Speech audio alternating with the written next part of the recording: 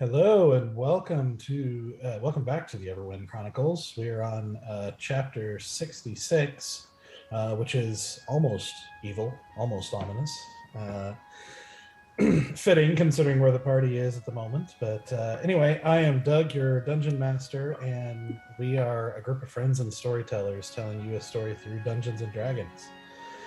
So when we last left off, the party had successfully fended off a massive attack of undead on the city of Elduin. Shortly thereafter, Lord Greenwood was then proclaimed King of Corandia after there's just one too many mistakes for the old king, and he stepped down.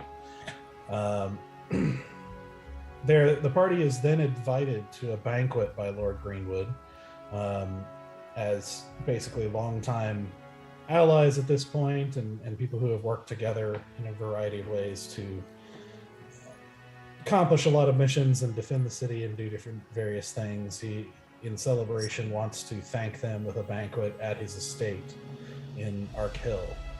And so he invites them there, and they start to leave, but are intercepted by another noble, Lady Empress, who invites them to dinner in a kind of magical tent in the middle of the woods, where she reveals that she is in fact a vampire, but a vampire in a peculiar situation that has had an encounter with a very particularly powerful being who, in a sense, resurrected her, so that she is still physically vampire, but internally got her soul back and is herself again. And in that process, revealed to the party that she had been turned and enslaved by the necromancer they had been seeking this whole time, and then also revealed that necromancer actually was Lord Greenwood. And so the party listened to her story as she recapped all the events of this campaign so far from the enemy's perspective, and filling in a lot of blanks and a lot of explanations as to why things happen the way they have. She then tells them about another way to get inside his house without walking in the front door and setting off the trap that he is laying for them, where he invited them to kill them, basically, to trap them and kill them.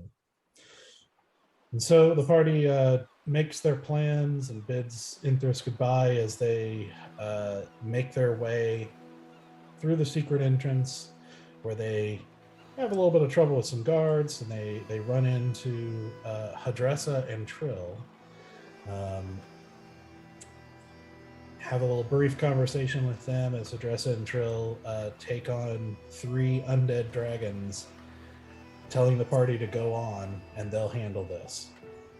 So the party does. They dash, barely avoiding a dragon bite, dash into the hallway beyond and move in, where they eventually hear someone shuffling down the hallway, muttering to himself, as Bear successfully captures and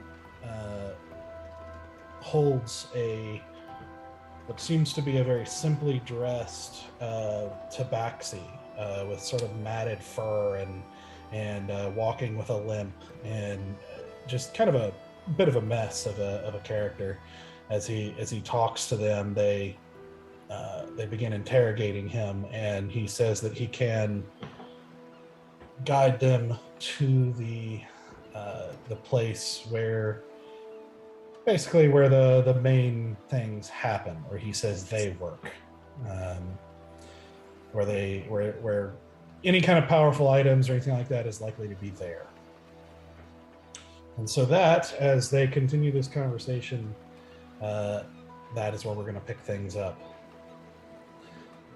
So as you have at this point kind of loosened your grip just a little bit, to give him some breathing room a little bit as you're talking to him, as he's sort of mumbling and talking to you guys, he just says, "So you want to go You want me to tell you how to get there? Yes, we want to go to the place where they do the work. I can give you directions after all. Just be careful. Nasty things all over. What kind of nasty things? Lots of nasty things down here, all sorts and kinds and sizes, and it's lots of dead things down here after all. Mm-hmm. So, no, if you're not supposed to be here, they'll know. Only some of us can be down here. Only some of us, after all. Mm-hmm. So if you go down here to the left, forward, down, eventually it opens up to the dock. Gonna be busy, most likely. Gonna be busy at the dock. Gonna have to sneak through. Gonna be busy for sure. Probably loading the ship after all. Ship, you say? Ship. Yes. Like a boat. Yes. I've heard of those. Probably loading it up about now. Loading it up with what? People. Soldiers. Soldiers. Soldiers got separated from their army. Guess there's a war or something. Guess that's why you're here after all. War's trouble. War's trouble, your trouble. Would these people be the living kind or the undead kind? Living where they're going. They don't want the dead.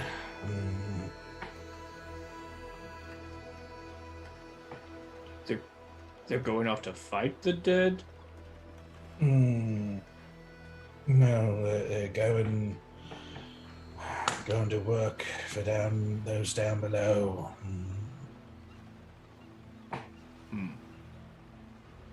Like, servants, yes? More like slaves. Just trying to be polite with the word.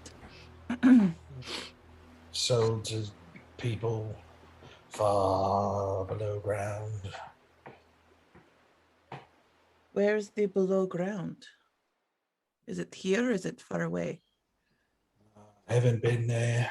I'm told it's a long, long journey down the river. River's underground. It goes down to them. Do you know who they are? Don't know. Don't work the docks. Never been on the ship myself.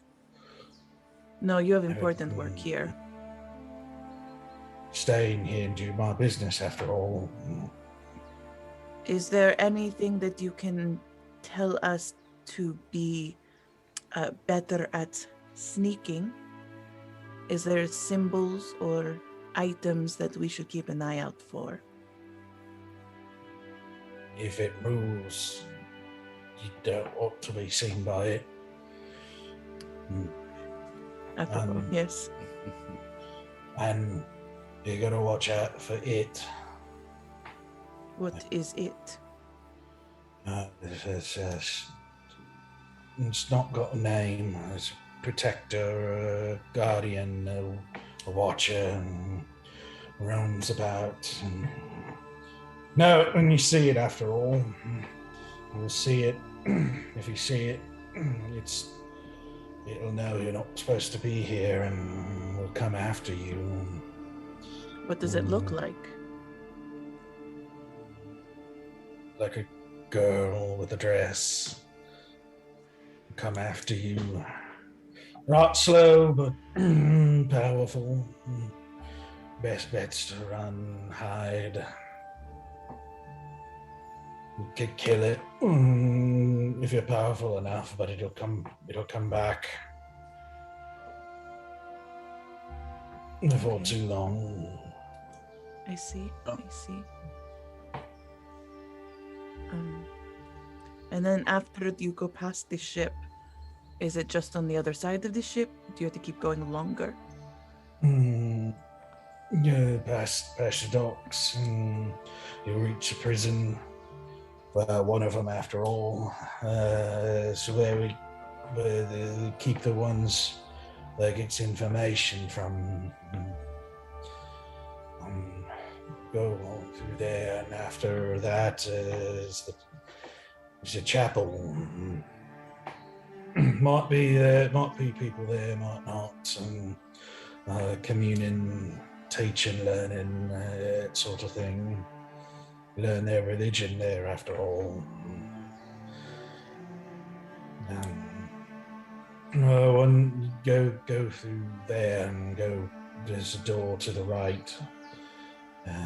Go through there, and there's hallways, more hallways, dangerous rooms. Don't advise going into any of them. Nasty things inside, real nasty things for sure. Staying in the hallways best. Best way, after all. You want to go straight. Take second hallway to the right. Go to the end. Then go left. Straight ahead to the end, and you'll see stairs on the right. Take them up and up and up, and then you'll reach a crystal room. Don't touch the crystals. Don't touch them. No one can touch them. The nastiest things are in there, after all. Inside the crystals? Inside. Make your way through there, and you'll reach there. Past there, you'll reach the room where they do their work. Can't tell you who they are. Can't tell you for sure. It's prohibited, after all. Well, and we don't want you to get in trouble because, after all, you didn't do anything. You didn't spill anything. You didn't make the mess. I do what I'm told. Do what I'm paid for. I don't cause trouble, after all. No. Can I insight check to make sure that he is telling me the truth? Sure. I'm not good at insight, but we'll do my best. Did he ever give us his name? He said he didn't matter what his name was. 18 insight. Okay. As far as you can tell, he seems to be kind of a very squirrely and obviously, not something kind of off in his head a little bit, but not enough that it's like he's crazy. He's a little weird. You don't really get any idea that he's lying. Like he almost doesn't really think he has to lie. He just doesn't seem to. You don't even think he fully grasps the situation, entirely. He just is. He's hyper focused on a few things and just is just sort of talking. Okay. Is there anything else that we should be aware of on our journey to the room? Like I said, don't be seen. Sometimes things change. This the best rat I know. But sometimes things change. It's how it works down here. Can't help you with that. It's annoying, but it happens sometimes. Lots of magic down here, after all. Is there anything on his person that I can see, like keys, items that would give him specific permissions to do things? You can frisk him, do an investigation check. Can I frisk him? Mm-hmm. Nope. That is a 5.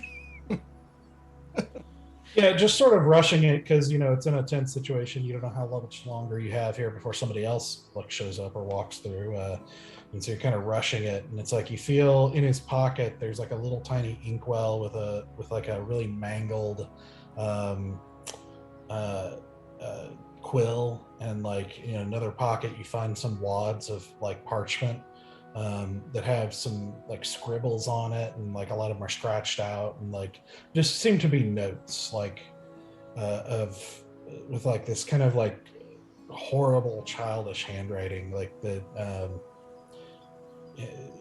just seems to be notes about like almost like a really cluttered to-do list, or like notes of things to remember and then get scratched out as he doesn't need to anymore, or they get done or something like that. Nothing of like importance. Okay, so there aren't any words that stick out to me as something like valuable information. No, it's like notes on like, from what you can tell from stuff that's not completely scribbled out, it's like things to clean up, or like a shelf got knocked over and pick up the books, and just like tasks, or like don't touch the yellow liquid in some room that you don't know where it is, like kind of disparate random notes about different things. There doesn't seem to be any organization to it either. It's like it's just randomly written on different parts of the page and then scratched out. But yeah, nothing. It seems to be just like the random kind of minimal effort of this guy to remember things here and there as he needs to. I'm just gonna gently put those back in his pocket. Well, thank you so much for your time and for your information and for being so wonderful at what you do. I know that it is not your mess, but we are ever grateful that you clean it up with the efficiency and skill that only you possess. You are truly a master of your craft. It's not hard. It's not hard. Not sure why they don't do it themselves. After all, it's not hard, but I'll do it. That's what I'm supposed to do. So I'll do it. Yes. Thank you. Sorry, we do not want to take up any more of your time. We know that you have lots on your to-do list today. Boys, is there anything you need? Wait, we're just gonna leave him? I have no use for him now. I do have one quick question for you, sir. Part ways. You said that things in the room will know if you're meant to be there or not. Is there something that tells them whether you're supposed to be there or not? Not the room, no. If you see anyone or alive or dead, they probably know. Only certain people allowed down here, after all. True, but like, how do they know not to attack you? I'm supposed to be down here. Not very many of us who know each other. Or if you're not, if you're dead, or only a certain number of us alive allowed to be down here. Who else besides you? What do they look like? Some of them dressed like me, some of them in robes, religious people in robes, fanatics after all. Do they wear the symbol of children? I don't think so. Don't know what that looks like. Could be dark robes. That's all I know. Okay. Well, thank you very much. You've been very, very helpful. We should let you go about your business. However, if you don't mind, would you keep our conversation a secret?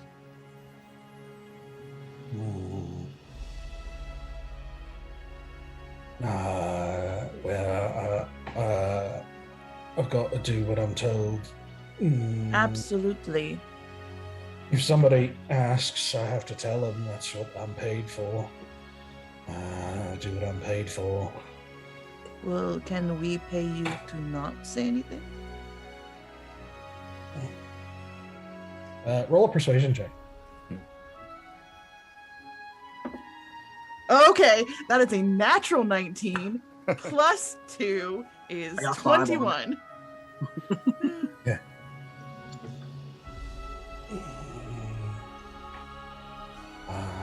Makes sense to me.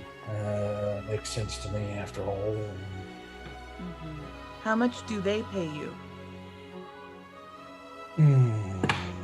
Oh, they pay me 10 gold a month. Well, then I know exactly we should double that. I'm going to give you 20. Yeah, that'd be enough for sure. Mm-hmm.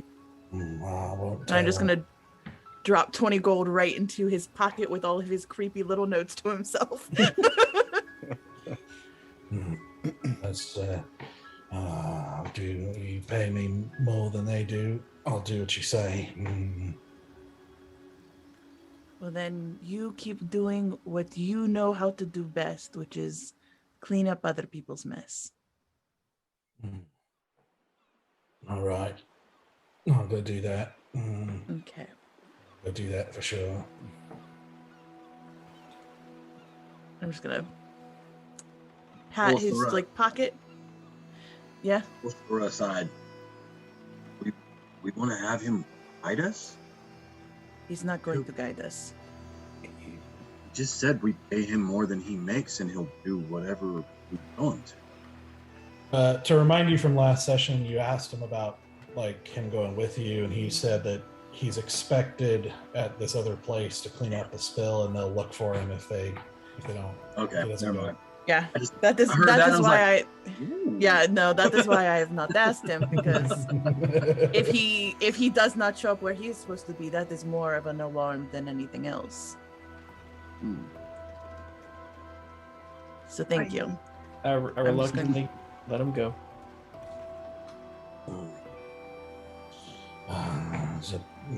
You're a big one. Thank you. Big one after all. I'm gonna go. I'm gonna go now. It's so nice talking with you.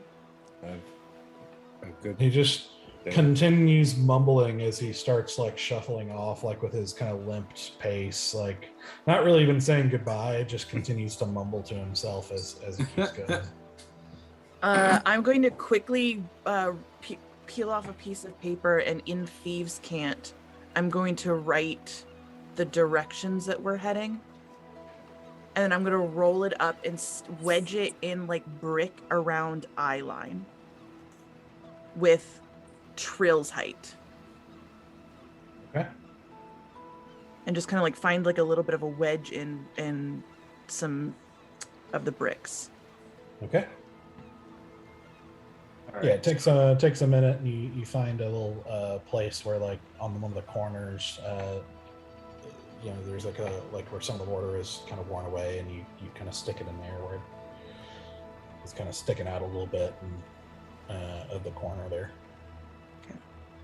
All right, so sorry, you got that right. We're going. Yep. Go straight through the left. shipyard. We go left down dock. There's Uh-huh. docks. We don't want anyone to see us in the docks. We gotta be quiet. There's a little girl in a dress when we don't want to fuck with her. Right. And then we go to the prison. We go past the prison to the chapel. Then we go to the door on the right. We go down the hallways. There are dangerous rooms on these hallways. Do not go into these rooms. And I look straight at Easy. Do not go into these rooms. Then on the second hallway to the right, then we go to the second left, and then we go down to the end, and there are stairs to the right, and then we go up into a crystal room, and we do not touch any of the crystals. We do not fuck with the crystals unless we want to explode them all. And then I look at Easy. But we will not be in the room if we explode all the crystals. And then we will be at the room where they do the things. All right. Did everyone get that? Great. Excellent. Either way. On you. Let's go. Yep. So, heading down. Yeah. So, Quietly? Or we doing? Yeah. We just. Yeah, is there any way that we can bolster stealth here? Anyone? Does anyone have a way to bolster stealth here? Is it dark still? Because we can go stealthy, but if we do that, it's gonna be dark. Because I don't think there's lighting down here. Yeah, so what you're seeing here is basically dim light. It is like once you kind of got into the man-made part of this area, like out of that large tunnel, you started seeing little like these kind of green ambient lights like periodically placed in different places. So it's basically this sort of dim green light everywhere. I'm gonna look at the guys in the armor and I'm just gonna be like, you will walk with the softest feet you have ever walked in your lives. Do you understand? Balls of the feet, light of foot. I will try. I can't do any better than try. I'll go ahead and I'll put my staff aside and say, I think I have a solution to this, yeah. And I cast fly and touch Wait, touch Stoic. Touch Stoic. He has disadvantage, I think. But no, but he can fly, can't he? Yeah, Or no? that's just, I have disadvantage on stealth rolls. but you can fly. You can cast fly on yourself. Or is that a high? I can, but I got 2 spells. Yeah, we have 2 spell slots. Okay. Gotcha. I can do this, and I make myself look like the guy at the tabaxi we were just talking to. That's what I was gonna ask. I was like definitely okay. we're gonna need you to be able to do that. I'll go ahead and cast it on Bear because he's probably the loudest. I like this. I just nudge Bear in the direction we're going to see if he just like... I just do like somersaults and like slow somersaults. Okay. Tie him down like a balloon. So Stoic and Bear are flying. Well, no, I'm Stoic's fine. Stoic's the tabaxi we just left. Yeah. I look like the tabaxi. Okay, so you're not flying. I'm not I flying. am. He's not flying. Okay. So you'll still have disadvantage on your stealth check. Because changing the appearance isn't going to change. Because the armor's still there. I know. Yeah. I'm aware. Yeah. You can't see it, Jingle. Put it, Jingles. So Bear is flying. Only Bear. Correct. Only Bear is flying. Okay, then I want everybody to roll a stealth check. Stoic with disadvantage and Bear with advantage. Yeah, my guys have not been good tonight. Do I get advantage because of sound? Because of the boots? This is not just about sound, so it's sight too. So I'll take that into account. Okay. Oh. Okay. Should have done it to myself. I got a 12. Pretty good for 21. Okay. 11. Okay. Jesus. I'm stealthier than the monk. The dice suck. Yep. Things are not looking good. It's Easy. almost like if we had Pass Without a Trace, it would be so much better right Oh my now. gosh, we would be killing it right now. Easy. 9. Bear. 18. Okay. Yeah, thanks to that advantage, it would have been a 10. I should have cast it on myself. Okay. So you guys begin heading to the left, kind of making your way between kind of the light, this sort of dim green light, sort of make your way past the darker spots and the lighter spots as you walk down the hallway, and kind of giving it a pretty obviously eerie feeling is with this kind of green ambience and this sort of quiet, cold environment that you're in as your feet echo just the quiet steps that you're trying to do to mask as much as you possibly can, still sort of echoing just softly off of the bare man-made stone.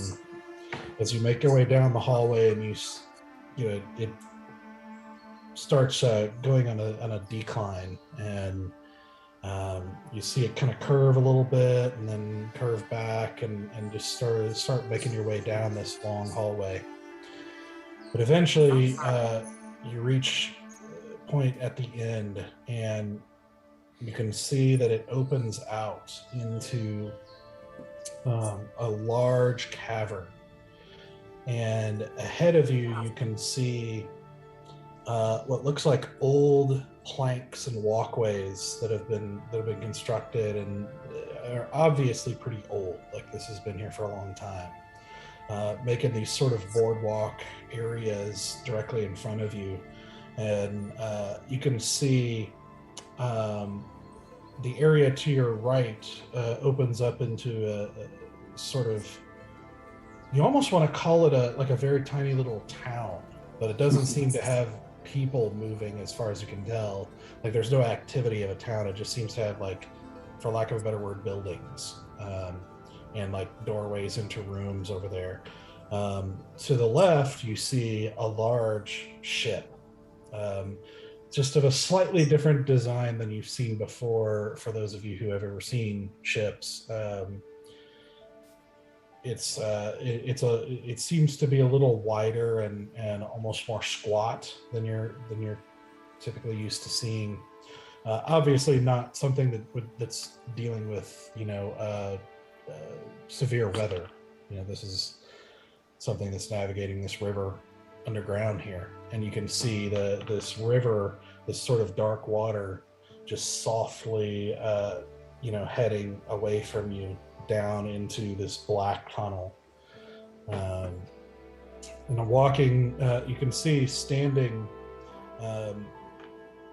along the sides and amidst these plank walkways are skeletons. You see several of the larger skeletons that you saw in the battles in Eldwin, as well as a number of the kind of normal sized skeletons. And they all seem to be kind of facing inward as you watch as a line of men who have been, without armor or without any kind of weapons or anything like that, but still sort of some of the like clothing that soldiers of Corandia that you've seen before wear. And they look pretty downtrodden and not in good shape. As their hands are bound in front of them as you see them kind of making their way down this walkway in a line onto the ship. And Asura, you can't help but feel like this is a familiar scene.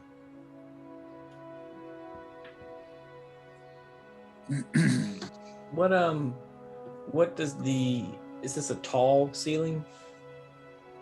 Yeah, directly like above the kind of where it opens out and then kind of out over the water, it's pretty tall. It's probably,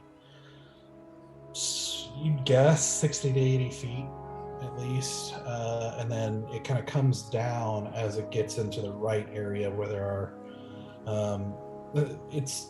I call them buildings, but they actually they're actually like touching the ceiling. So it's like this domed area, and then to your right is like more tunnels where it's like buildings or rooms have been built into this area over here. You get the impression this might have been a town or a dock of some sort at one point, and is not really that anymore, but is still being used, if that makes sense. But yeah, on the right it gets lower.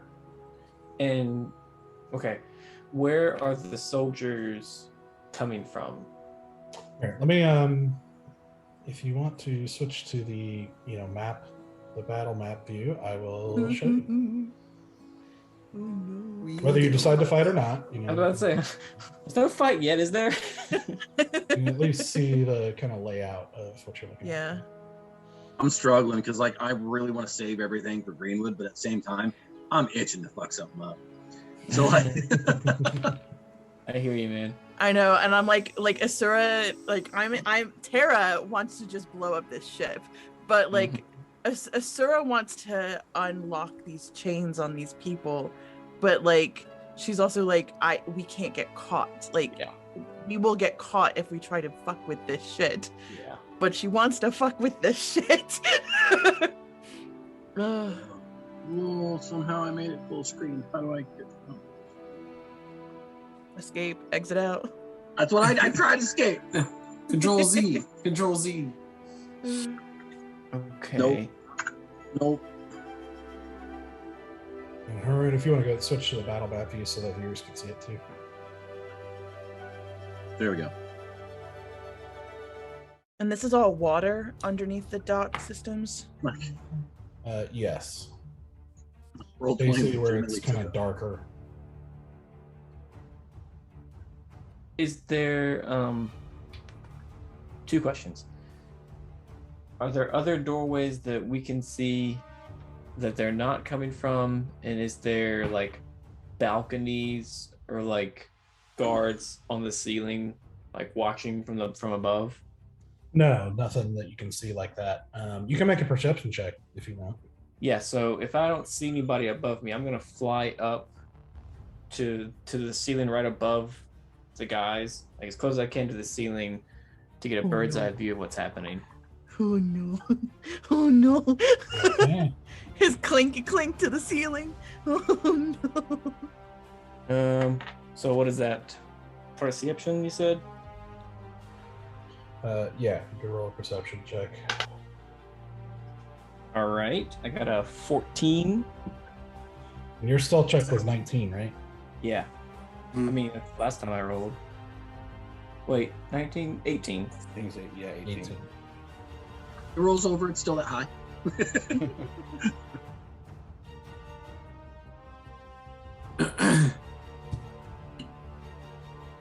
All right.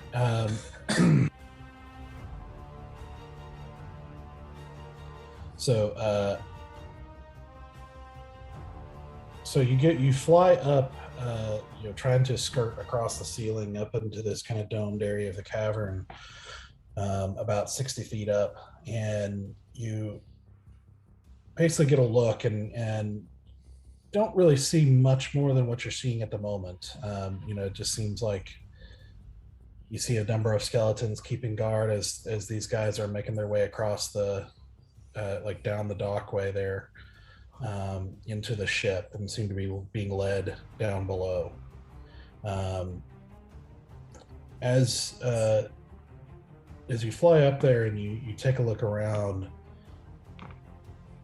you see one of the large skeletons that's sort of standing, kind of towering over these guys, watching as they go. You see it look up Oh no. and look straight at you, and you suddenly see the other skeletons also look up, and you start seeing a few of them take bows out.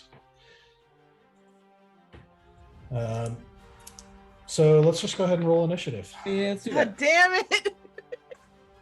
I love you, Bear. I'm totally with it. Right? I tried to fly above you guys, but whatever. They got a very high perception roll. Stupid. We need to take Skeletons. those dice away from him. Well, the sad thing is, this is a dice app. Like, I can't, because of the flooding issues, I can't. I don't have access to my dice at the moment. Oh boy. Oh man, I'm super sad about that. I'm devastated. I'm devastated because even an app is in his favor. That's I it. know, Tell you, right? it worked out for me right now. Yeah. Yeah. Exactly. It doesn't matter what Doug has, dice or digital dice. He does well.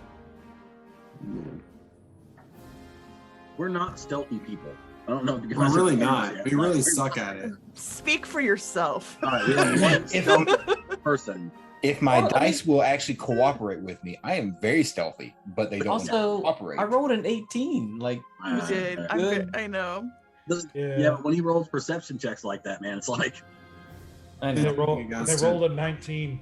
It's like, Yeah. No. Yeah. not much you can do about that. Yep. Oh, fuck us For sideways. true. All right, so 15 and higher. 22.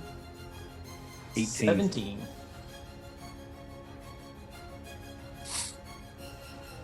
15 for stoic. Dang. High rollers. Okay, 10 to 15. Not me. Oh no! Don't just say, Chris, you're the only one left. I know. What'd you get? I got 8 total. Yay. My dice have been rolling really low today. So I don't know what to do about that.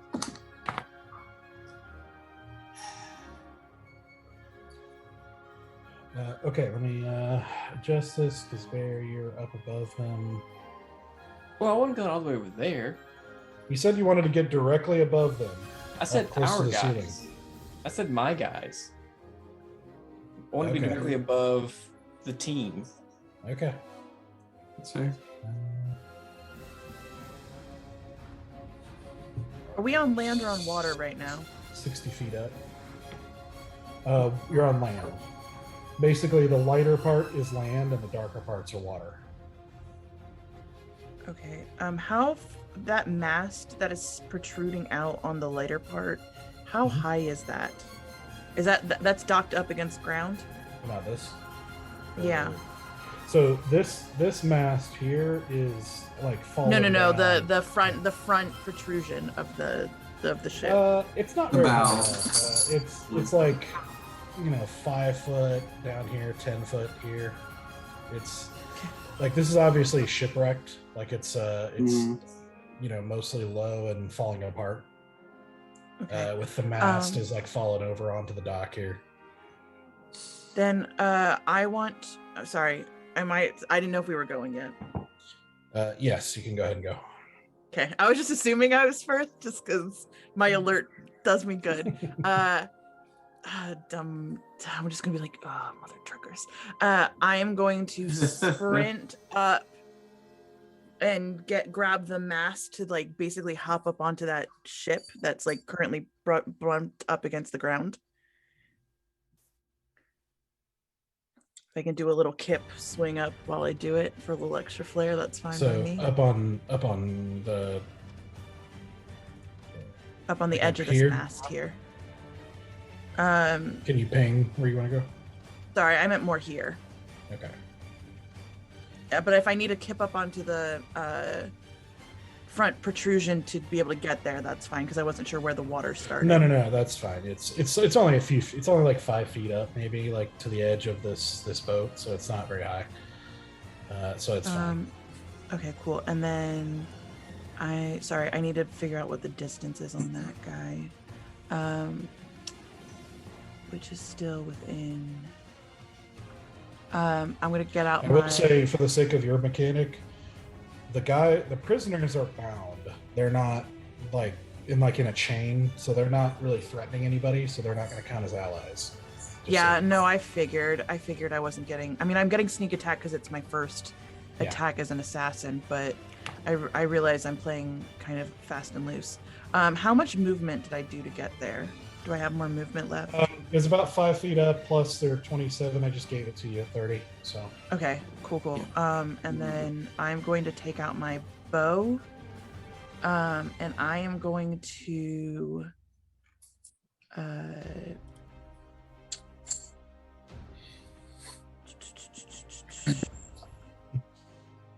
I'm going to shoot the big guy that is currently getting the people under the ship. So this guy way over here. Okay. And I am going to shoot him. Do it. Since this is assassinate. Okay, that is going to be 16 plus. Pull back up my bow. That's 16 plus 5, so that's 21 to hit. That hits. And then that is going to be 4d6 because that's a 1d6 for the bow, and then 3d6 sneak attack because it's assassinate, and then it doubles because it's the hit. So that's going to be 5, 4, 9, 10, 11, 12, 13 doubled is 26 plus 2 is 28. Oh, 28. Nice. Man. And then for my bonus action, I want to hide in this like broken wood space. These like open spots in the planks.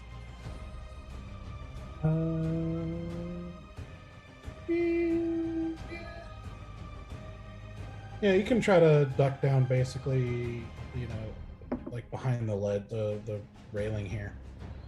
Cool. So I rolled a nat 20 for my stealth. Okay. So that's a 28. Who's complaining about dice rolls? Oh, poor. Okay. Okay, so as you take a dash and run up and leap up onto this, kind of vault up onto this thing in a one smooth motion, taking out your bow and letting loose an arrow as it, you hear the hiss through the air, abnormally loud in this kind of quieter environment. As you see a couple of the prisoners sort of flinch as it goes right over their head and plants into the chest of the large skeleton, as you see a couple of ribs kind of pop out and protrude as it takes a step back and starts to move forward again as you duck down behind the railing. Valen. All right, I think I'm going to move up probably about 15, 20 feet and take 2 shots with, what is it? I'll just say everything got reset on my thing for some reason. All right. D&D Beyond just reset all my weapons. Didn't bother to carry those into the actions. It's like, I don't have more than unarmed strike. I know I do. Nope, you got to use that for the rest of the game. I mean, it's still pretty good. So I'm going to use my crossbow, take a couple of shots at, let's go with, I'm going to try to do the big guy here. Okay, do it. All right, so the first one is an 18 to hit. It hits. Yeah, I'm gonna go ahead and roll to see if I hit the second one too. Oh, natural 1. So we're just gonna do the thing. Coming in strong. Yep. There you go. There you go. Can't wait to see what happens from that. That's gonna be fun. Rolled 1 on the damage, so that's 5 damage. Yeah. So with 5 damage, you manage to basically nick the shoulder of the first one as you rapid fire another shot off, just trying to get a second shot off quickly. You basically don't take the time to set properly, and it narrowly misses the skeleton that you're aiming at, and you hear a grunt from the last prisoner as it nicks slashes through the back of him. You see him kind of hunch over a little bit and like grimace in pain. Yeah. Mm-hmm.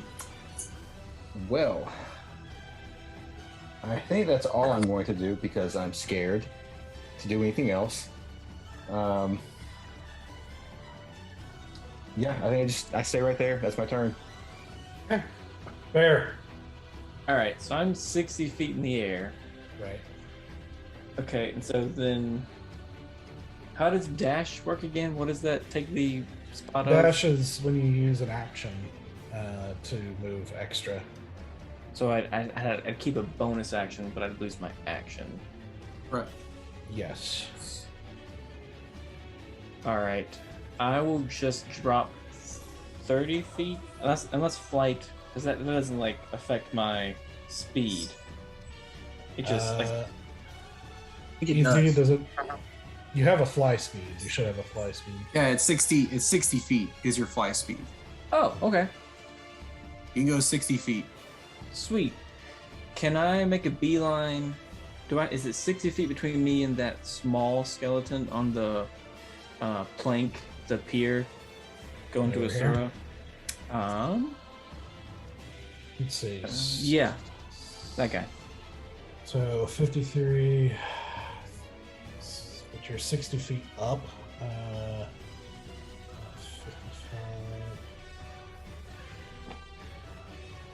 What's the hypotenuse? Listen, I don't want to start doing trigonometry right now. You know what? I'm just gonna go ahead and say you get there. All right, I will pop right in front of him, pull out my sable blade and my brand new Dorian mace axe. First attack with the sable blade. That's not going to do it unless 12. 12 does not do it. Okay. Second attack also with sable blade. 14. That hits. There we go. That damage is 8. Okay. And then gonna do one more swing. Where's my good die? There you are. Gonna do one more swing with the mace. For my offhand attack. Yep, that's a 20 something. That damage is 3. All right. So as you run up or as you dash down, like kind of basically dive bombing him, and slicing into him with the saber blade, followed up by another whack with the axe. You see some bone pieces kind of fly, and you hear a splash as one of them flies off into the dark water, and you see it sort of stumbling and trying to hold itself together, but it's still standing. All right. And that's it. That's all I'm doing. All right, Just Stoic. like a bird. He's just dive bomb attacking.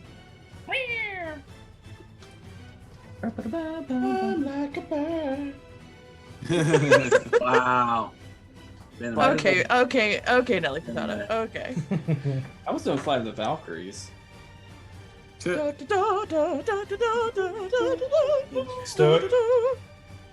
Yeah, so, all right, just to recap,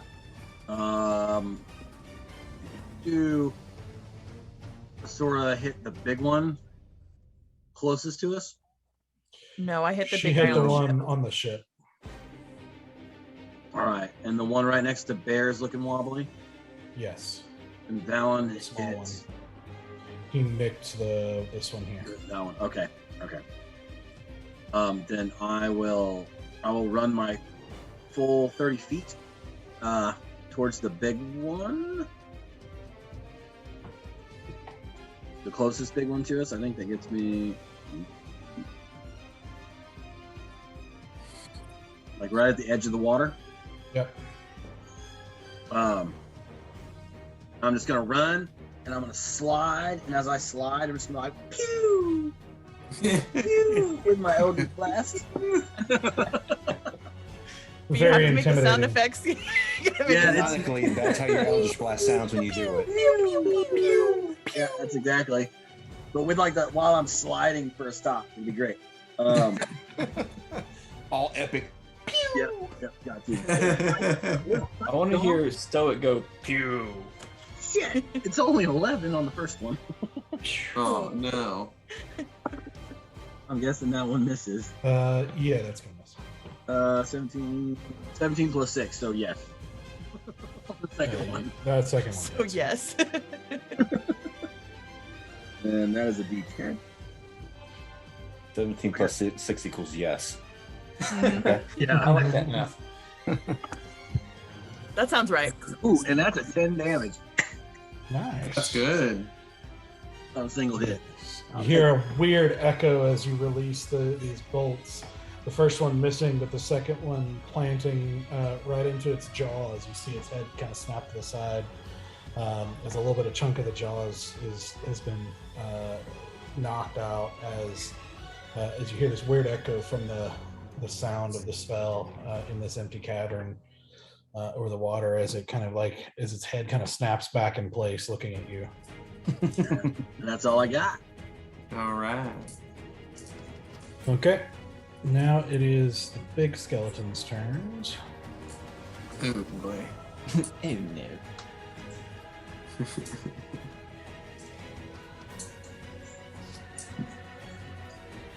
So you see it, as you can see it's like thigh deep with in the water here, as it's starts sloshing over to you and takes out its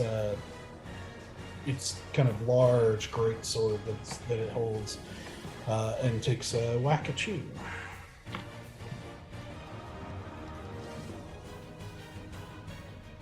Okay, that is going to be a 17 to hit.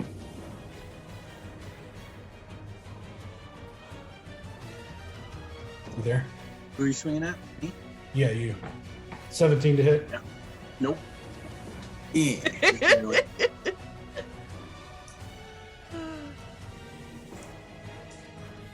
My hardy boy. There you go. Yep.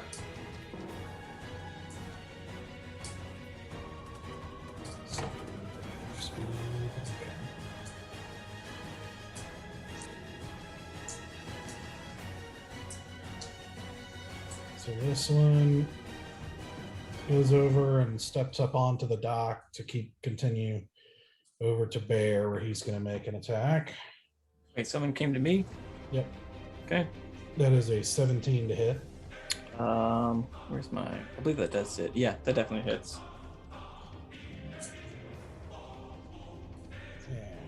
Horrible roll. So 7 bludgeoning, or 7 slashing damage.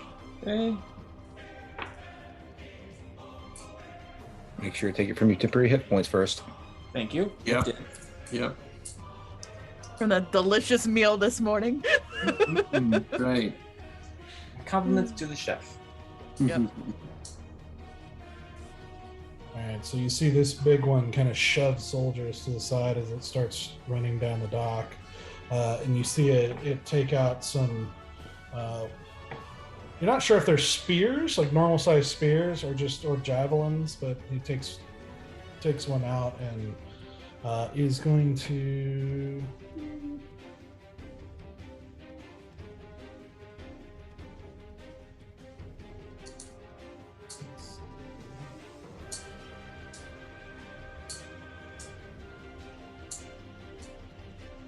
Yeah, he's going to chuck it at Bear. Okay.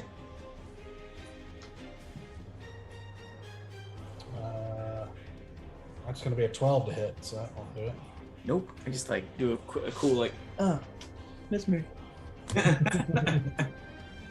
All right, easy. Yay! All right, I am going to. I'm gonna go ahead and stay put where I am, and I'm gonna throw a fire bolt, and I'll just like lean out to the side, just put out the hand. I'm not gonna do a cool slide, just go pew, without even looking. I'm gonna try to hit the big one in front of Bear. All right. Oh man, that's awful. That is 16 a hit. That hits. Yay! I'm rolling under 10, but I have a really high hit. To that. Why did when it got to your turn, does it feel like a kid's show now? Like, Dang it! yay! Pew pew. Pew, pew, pew, pew. And then it'll get back to my turn. And I'm like, and then I massacre. Complete opposite ends of the spectrum. Our show is But it's rated still a kid's PG show. and R. That's right. It's good for all ages. I would say I did 16 points of fire damage Shit. There you go. Nice. to that big Proud one of you. in front of Bear. Thank you. Very nice. And I'll say out the Stoic. Stoic, that's how you shoot your magic out of your hand, yeah? Just want to it's on. take a note.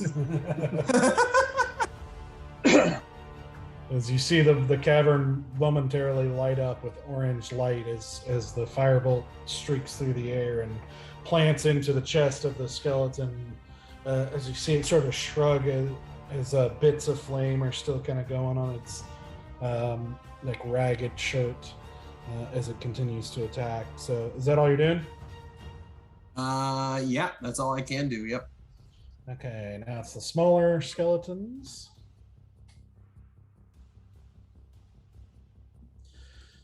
All right, so first up, the one in front of Bear is going to take a swipe here. Okay. Ooh.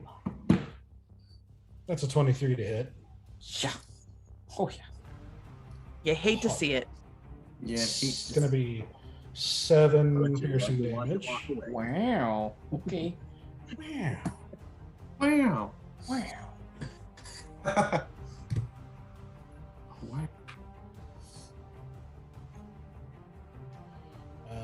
Let's see. This one over here is going to run forward and attack Stoic, Don't do that. and No. that is a 23 to hit. Oh, yeah. Wow. It's Goodness gracious. That's a 6 No. damage. Okay.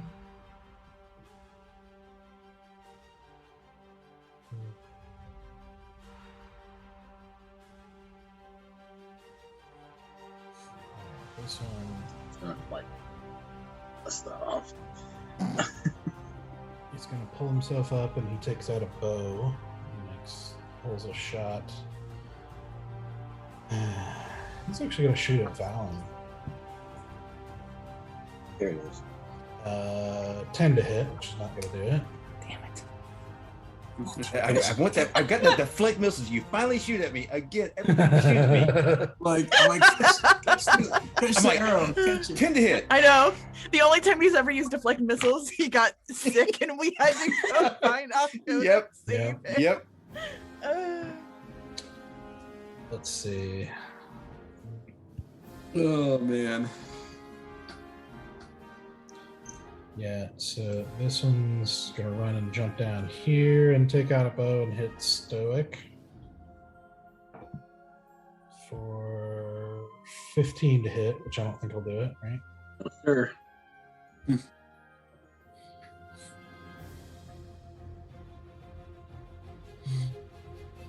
Can I just stand there and let it bounce off me and give Easy like a dirty look? Alright, and that one is going to take another shot at Valen for 9 to hit, which is not going to work. Oh, poor Valen. Alright, this other one up here, way up here, it's going to run forward. Yup. Take a shot at Stoic for 17 to hit. Ding. What was that? Still bounces off. Okay.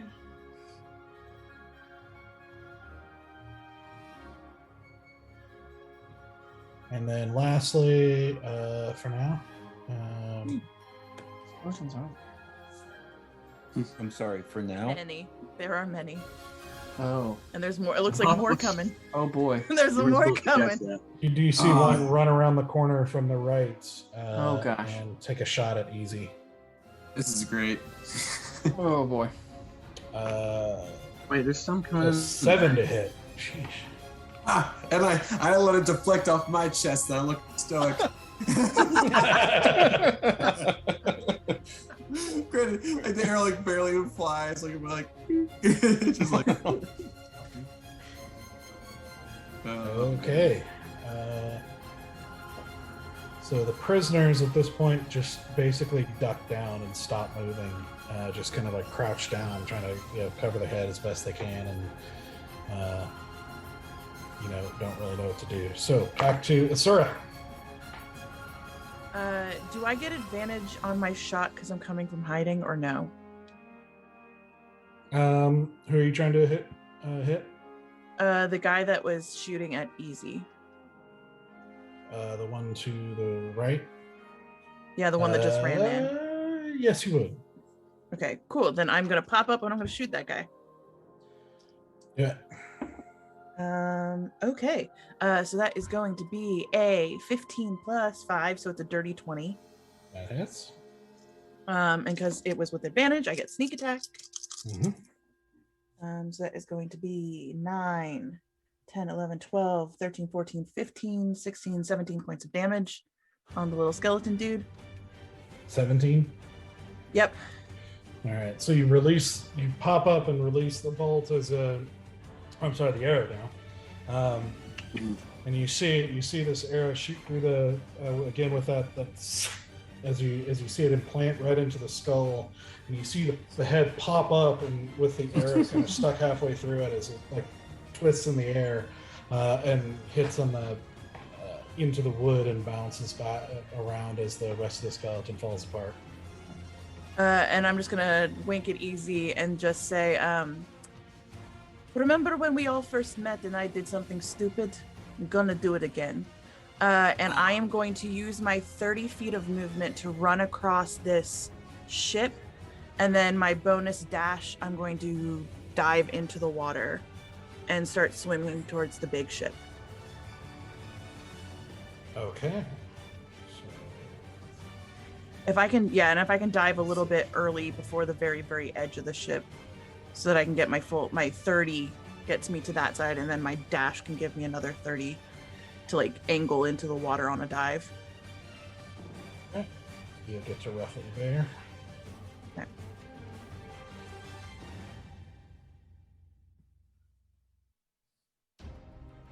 All right. So as you run and dash into the water, with a splash that's sort of loud in this quiet environment. Can I roll stealth to dive nicely, or acrobatics to dive nicely? I mean, you're kind of in the middle of battle where everybody's watching, and it's loud. I mean, you can try to reduce it a little bit if you want to make a dexterity check. Yes, I would. I will take anything I can get. Dexterity. What's just my straight dex? I'm not using any. Not my acro.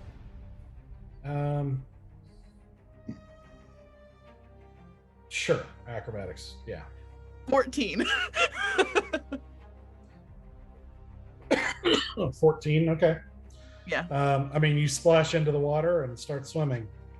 Yep. Trying to make a good dive as best you can. I just didn't want to belly flop. So long as I'm not belly flopping out here. I imagine the horns make it difficult to be aerodynamic into the water without much Listen.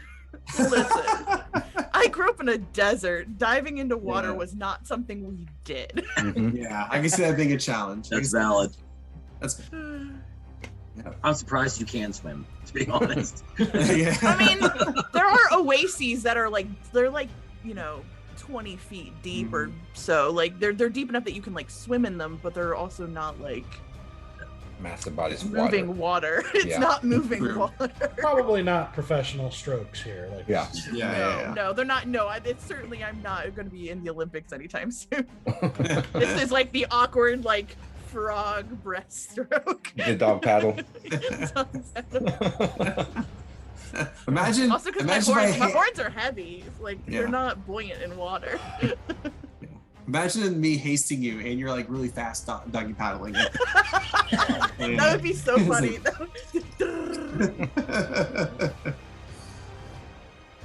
Okay. Valen. All right, I'm gonna join Stoic here between those two. Okay. And I'm gonna take a couple of let's go ahead and do the quarterstaff against the big guy. Okay. Please. Okay. 25. Yeah. Yeah. It is. And just to get the other one, because I'm going to do both of them against this guy. 14. That hits. Woo!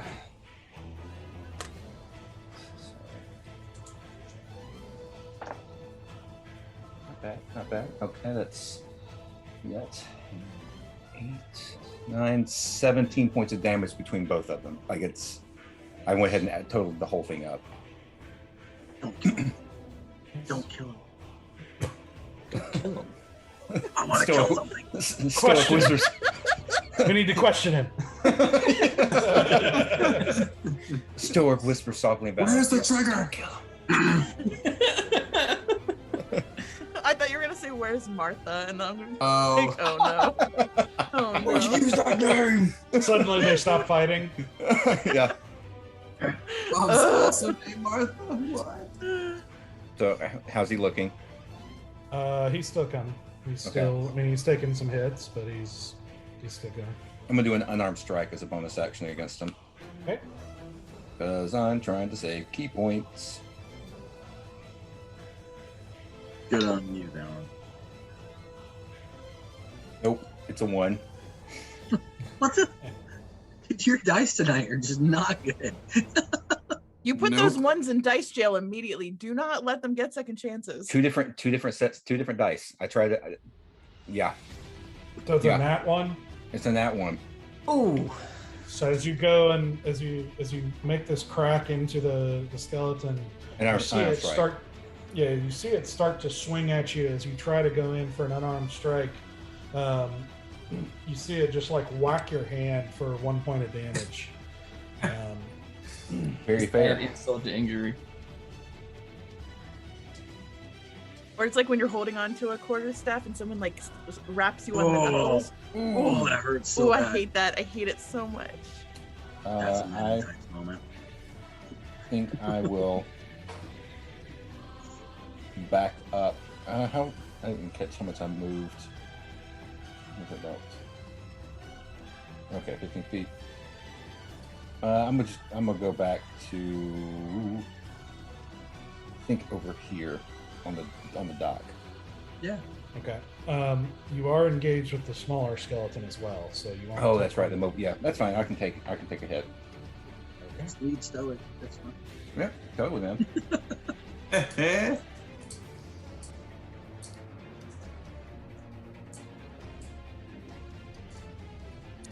That's 11 to hit. Okie dokie. That's my turn. Okie dokie. Bear. All right. I will first. I'm gonna cast Hunter's Mark at level 2 on Mr. Big Boy, and I can't. I think I get 2d6 now, right? I didn't say in the spell, but that's what it means, right? What does it say? What, like, it says I choose a creature until a spell ends to deal an extra 1d6, but that's on level 1. Like, it doesn't say anything special about level 2. Yeah, it says when you cast it using spell slot of 3rd or 4th level. There's basically it changes at 4th or 5th, 3rd or 4th, 3rd, 4th or 5th level. Wait, so it's like just 1d6 regardless? Yeah. Yes. Oh. Well, can That I change bites. that thing? Can I cast it? Yeah, 'Cause I don't know, yeah. like, what does level 2 get me? Nothing. Nothing. Oh, It's well, then just can I Hunter's change that Marks to option. cast Yeah, yeah. level 1? Yeah, that's fine. Alright. Go away. Alright, level 1, Hunter's Mark, Big Boy. Swinging with Saber Blade. No, I think that's not gonna do it. 12. 12 barely hits. Woo! Huzzah! Hey, come on. For 2d6 of damage. Plus 4. 7 plus 4 is 11. 11 points. Okay. Mm-hmm. Nice. So you slash into it, basically taking a chunk off of its like hip bone as it kind of like lurches to the side a little bit. Keeps coming at you. Alright, coming in again for that second swing. Boom. 20 something, 25. Yep. Yeah, that's what I'm talking about. For Hit 'em, man. 9 plus 4 is 13 damage. Woo! Nice. Solid. That's what we like to see. I like Nice. it. As you come back with smoothly with a second swing at its at its thigh, and you see you take a pretty deep gash into its thigh bone. Okay, is that all you do? Bone was connected to. That's it. He's still coming. Bone. Oh yeah. Yep, that's all I can do. Okay. Stoic. I look around at the 3 skeletons around me, and which one looks the most ratty? Like, I mean, the 2 smaller ones haven't been touched, and the big one is taking some hits. then I turn and I give an evil eye to Valen as he ran away.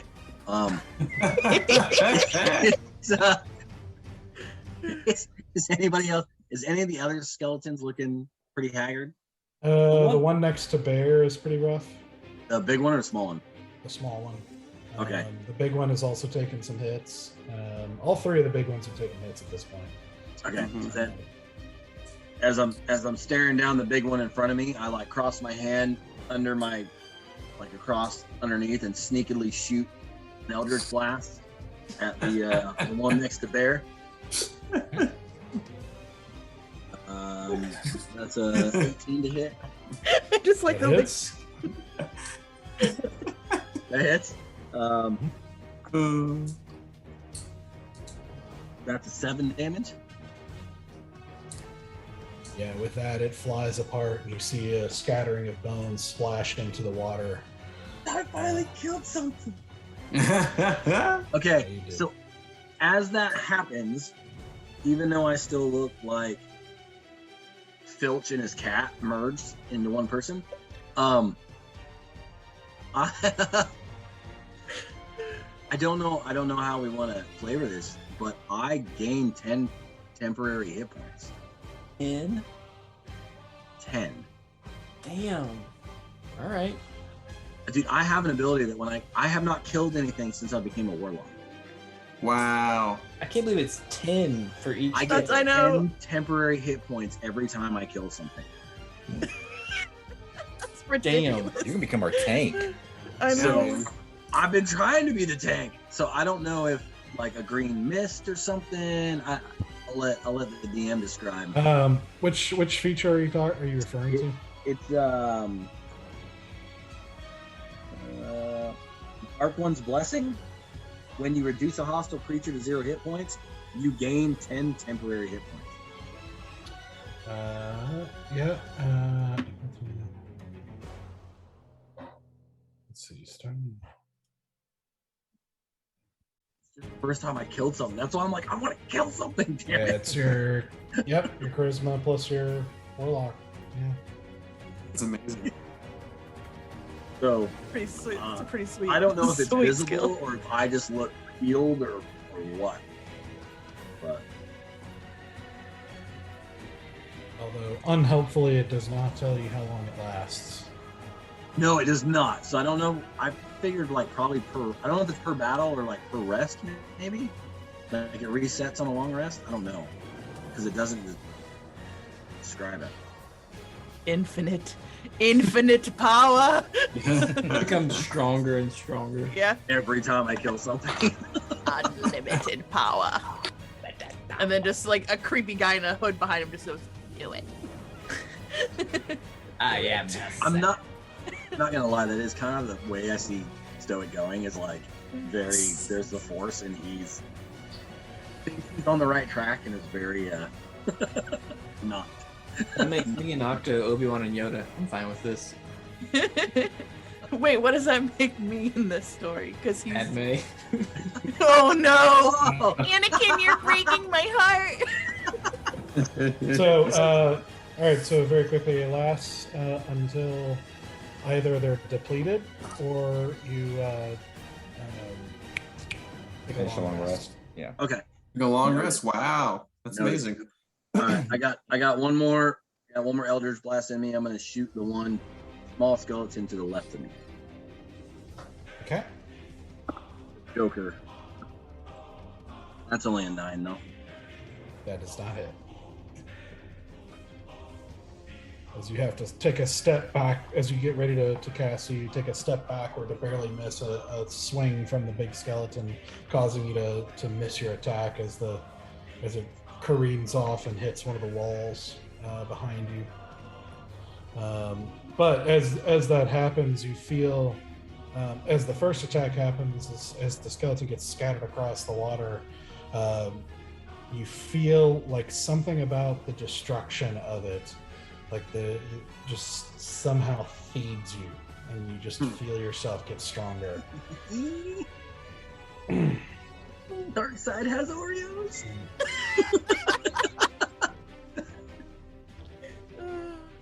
All right. So that's it for you. That's it. I'm done. All right, big boys. Near. All right, starting with the one in front of Stoic.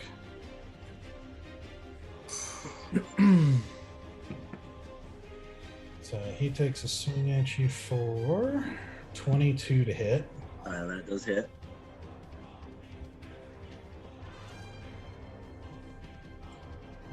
So that's going to be 13 slashing damage. I'll get that back when I hit him. I want to kill him. Just biding his time. So basically, so to give you an example how that works, like you took 13 damage, so that's basically going to lose your 10 temporary hit points, and then plus 3 of your normal. So if you heal at this point, you wouldn't go above the 3. No, you wouldn't go. I've got that. I'm still in temp hit point area from the feast. I haven't dropped below it yet. So yeah, buddy. Just been working with Good those. Beefy boy. You are tanktacular. Yeah. You say tank or taint? Because like that could be taken very wrong. I said tanktacular. Mhm. That's why Sethos called you Stank at one point. That's my favorite breakfast cereal. Oh, it's terrible. Oh, All right. This one is going to take a swing at Bear. Yep. For 23 to hit. Woo-hoo. Oh yeah. That's up there. All right, so that's going to be 11 slashing damage. Alrighty. What happened to these 5 and 6 they were hitting us for? That was the little guys. Why do I think I went on the big guy?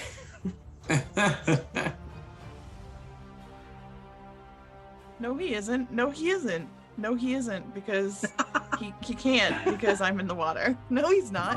He's Skeletons not going to. don't swim. It's low They don't bone swim. density. He floats. Down here. I don't want that. You're not. No, that's not happening. If I just keep saying no, it's not going to happen. Yeah, so you basically you see him hop down into the water, and at his level, it's like chest level, as he's pretty tall, and he just starts sloshing out towards Asura. You see him. All right.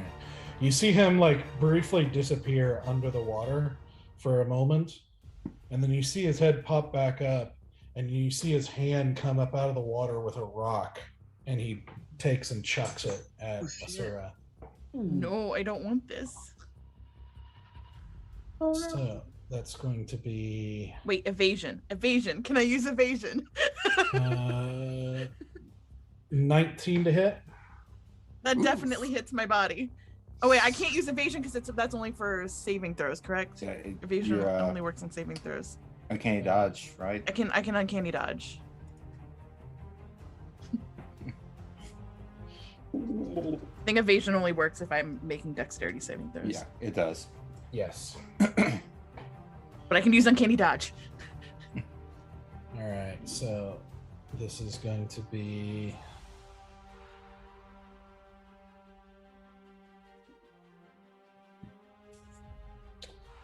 So you, as the rock careens into you, you take 10 points of bludgeoning damage.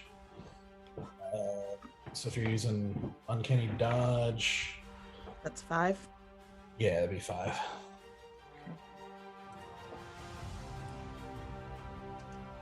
Which,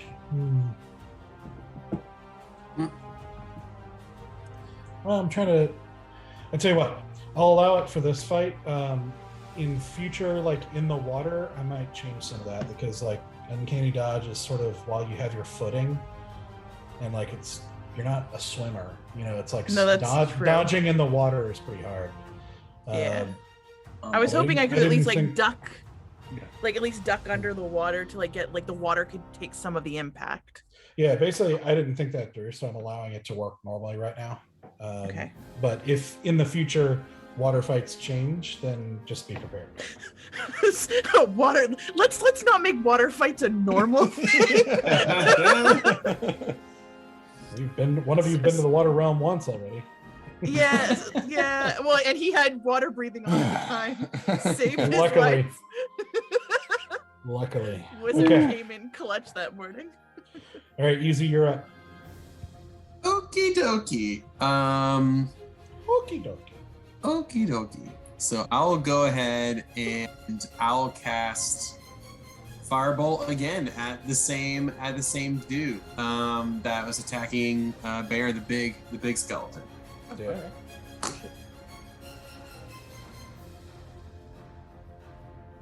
13 to hit.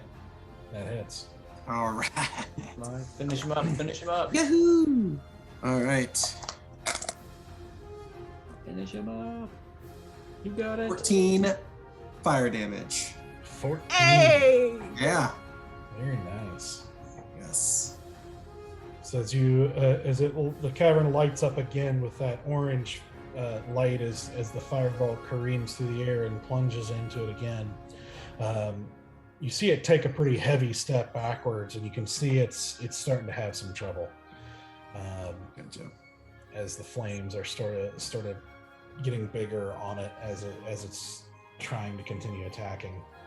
Yeah. And I casted that one like under my leg, by the way. Okay, noted. Is that all you do? I'll move up about 20 feet. So I'm a little bit behind. Yeah, right about there. Perfect. Get a little closer to the action.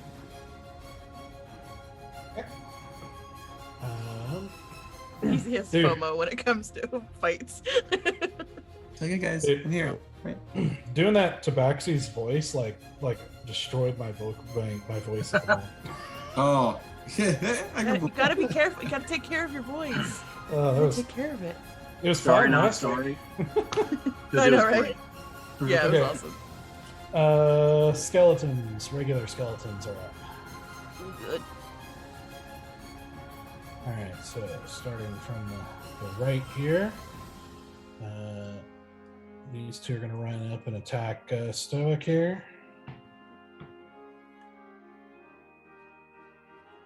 All right, the first one is an 8. Second one's a 15. So that's not going to do it. Whiff. This one's going to run up here and attack.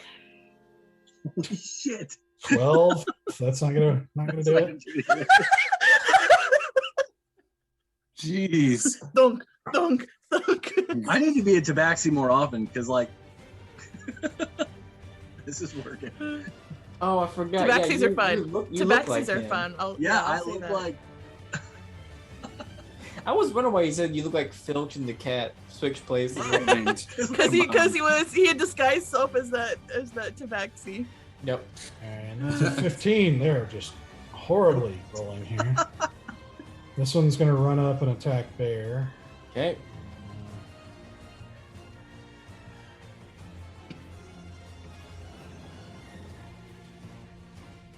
That's gonna be 16 to hit. Of course. For one that hits. Uh huh.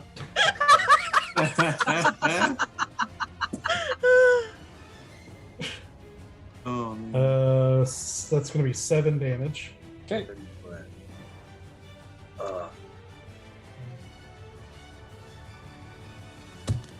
That's it for the moment. So back to Asura. Okay, so scary guy is Swim. throwing rocks at me, and I don't like that. So I am going to use everything I have: movement, action, bonus action, and I am booking my full 90 feet. Obviously, water slows me down a bit, but I'm trying to climb up this ship.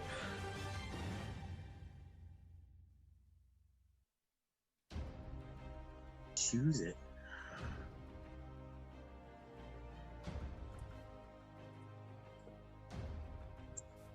All right, so let's see. Yeah, you'll basically just barely get to the edge of the ship. All right, I'm clinging on to that ship because I do not like water. Water is not my friend.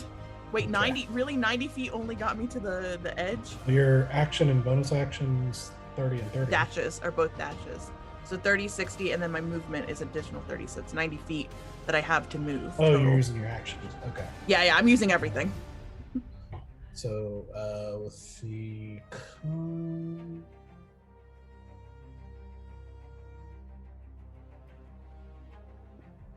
And I'll make dex if I need to. Like, I'll roll for dex if I need to. I'm just calculating height. So basically, you're going to get right up over the railing here. Cool. And I'm just like flopping right onto the top of the deck. Yep. Just pretty a much. wet fish on the deck. All right. That's me. That's everything I had. Okay. Valen. All right. So the skeleton in front of Bear's looking pretty wobbly right now, right? The big guy in front of the Bear. big one, yes. All right, so I'm gonna go run up to him and I'm gonna go run up to him and take at least one hit here. Let's see what this does. Come on down. You have to get right Please. there to try to make an attack there. Sure, that works. There's a mast kind of in between you guys there. 21 to hit. That hits. All right. That's 6 points of damage. 6 points. Yep. All right. So seeing the place where Bear slashed into its thigh bone before, you just target your staff right at it. Being a little bit lower level than him as he's up on this walkway. As you come down and like right in the place where that slash hits, you break through, just basically severing the leg bone. As you see, it stumbles and falls, and then falls over and I can't talk right now.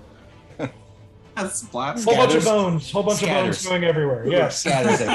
Scatters. Because you were getting stuck between You're like splatter. No, it's not splatter. No, it's not Splatter. splatter. No, it's not splatter. Yeah. I've done that. All right. Scatter. Scatter. All right, Very so I'm going nice. to jump down and run over toward Stoic now. Nope. And, huh? Sorry. Nope. Yeah. Do what you do. I think I want to go. Actually, I'm going to go right here between those two. Okay. And I want to take an attack on the one to my left. See how that goes. Okay. Okay, 23 to hit. Yep. So damage, not that great. 5 points of damage. Okay. And then I would do an unarmed strike on the one to my right. Okay. Natural 19. Okay, so we're doing well. 26 points or 26 to hit. Yep.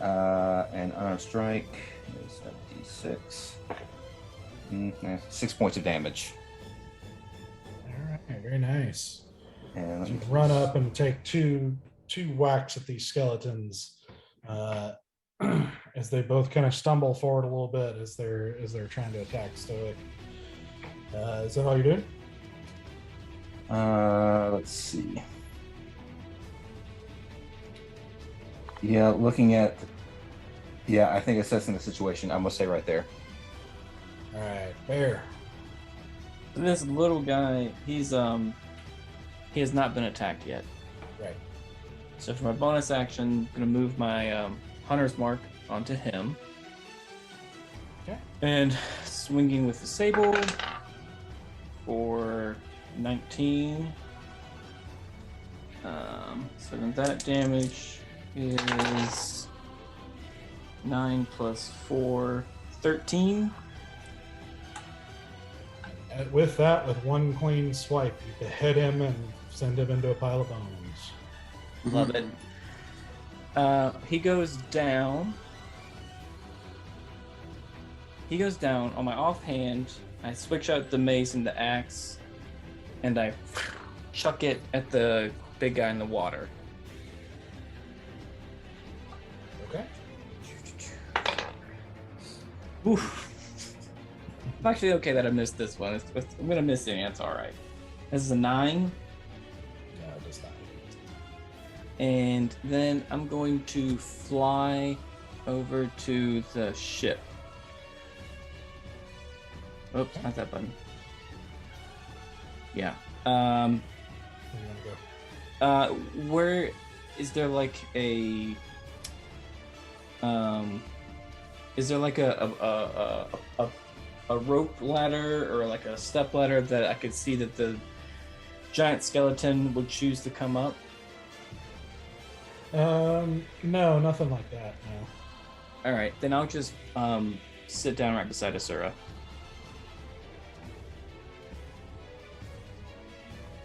At Here? the other side. Sorry, I'll do the other side first. Okay. Yeah. And that's it.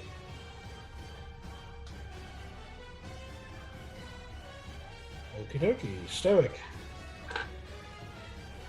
Okay, I don't know how computers work, and I accidentally made a circle on the map. I'm really sorry. I was curious how that got there. I was just trying like, to, what is What that? happened? I was trying to gauge something. Okay, so the intent is I'm going to make a 30-foot sphere, which that is not 30 feet radius, to encompass all 5 people around me, but not Valen. If that makes sense. Like, I want me and all of them in it, just not Yeah, Valen. so roughly from that point. Okay, Mhm. and so for those of you that played the old arcade X-Men game, I'm gonna totally Colossus, and just and that ball is gonna like grow out from me. Thank you for those that understand that deep cut. Yes. And I am casting Sickening Radiance, which looks a lot like my old cleric, not Fairy Fire, but the Ooh. Or a protection. The Guardians. the Guardians, Guardians. yeah. It is Yeah. a sphere that's gonna stay. And I look back with a very evil look in my face to Valen and just say, "Stay back." And all 5 of them need to now make Constitution saves. Oh my god. Yeah, I'm sure if Asura saw this, she would have feelings. yeah. I've been Very saving- conflicted feelings. It's I've not, been, but I've been also saving no. this one. It's a very like tainted version of my Radiant Guardians. Huh. Do they still look like fireflies, or what do they look like? No, I believe it's like a really, so imagine like vapor skulls, like of smoke that are flying around. Like it is just a ball of green skeleton. Like you can see faces in them from time to time of just this green mist that is very not pleasant. So kind of like the Lord of the Rings in the swamp vibe. Oh, Kinda- yeah. Yeah. The marsh. Yeah. Yep. The Yeah. marsh. Yep. I don't like it. No, thank you. Don't follow the lights. Like, I ordered a burger at the Necromancer special. And yeah, so all of them will need to beat a con save of 14.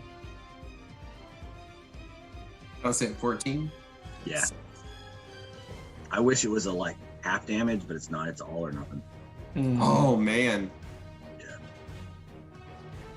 That's still, I mean, But they got to make a con save every time they start their turn in it. and I go Right. before So that's them. always good. That's always good. Force them to roll. Okay. So I gotta do that now, huh?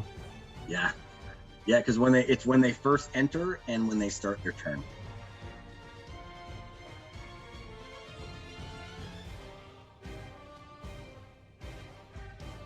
Built to wreck some people. No Oh. kidding. It's the first fight since level 7, y'all. I've been holding this one. I'm like, I want to use it. That's true. That's a powerful spell. Y'all are all out here with these ridiculous spells, and I'm all like, can I roll a dexterity saving throw? Can I roll a dexterity saving throw? Didn't you drop 28 points of damage on that first hit, though? Yeah, but Did a that's lot that of was the same I damage. could have done before. I don't have any. I'm not getting more sneak attack damage this round. I don't get a bump into my sneak attack damage. I think for another level or two. What kind of So I'm still at damage? 3d6. What was that, Doug? Radiant damage. Okay. Get radiant? Yeah. That's Holy wild. Wow. Okay. Yeah. Huh. Ghostly radiant damage. Yeah, I didn't know what that symbol meant. I didn't think it was radiant. Okay. Really good against undead. Mm.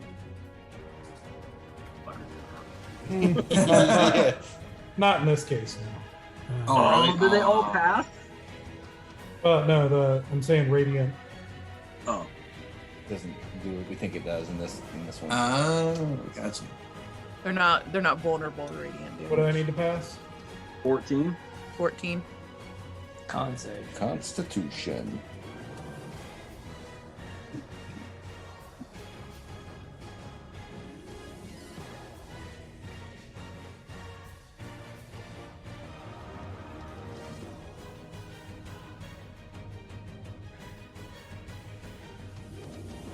Okay, so this one and this one fail. The other 3 save. Yeah. So all right. So 2 of them. So for 2 of them, I'm gonna roll 4 d10 damage, and they Oh my- also suffer. Yeah, they also suffer a point of exhaustion, Oh my Yeah, god! no, destroy them. and yeah, and they now emit a 5-foot radius of green light, so they can't go invisible or hide or any of that kind of good stuff. Nice. Damn. The beacons are lit. So that is holy shit. That's 2 10s, a 7, and a 4. So 34. Yeah, no, no, yeah, 30, that's 31. 4, 31. 31. Oh, 31. Yeah. 31 points. Jeez. That's a lot of damage. Yeah. My gosh. So And it stays. Oh my god. as you see this, a stoic says this and yells at Valen, and you see this sudden sort of swirling eruption of this greenish energy with these occasionally manifesting skulls swarming around with this sort of reddish glow to the eyes. And you can see that the skulls, not quite human, but seem like sharper in features as they swirl around and pummel into 2 of the skeletons, as the others are able to at the moment withstand what's happening. But 2 of them take the full brunt of it and go scattered onto the ground. 2 of them. I'll take that. Jeez. Just wrecked him. Uh-huh. Damn near killed 'em. Absolutely.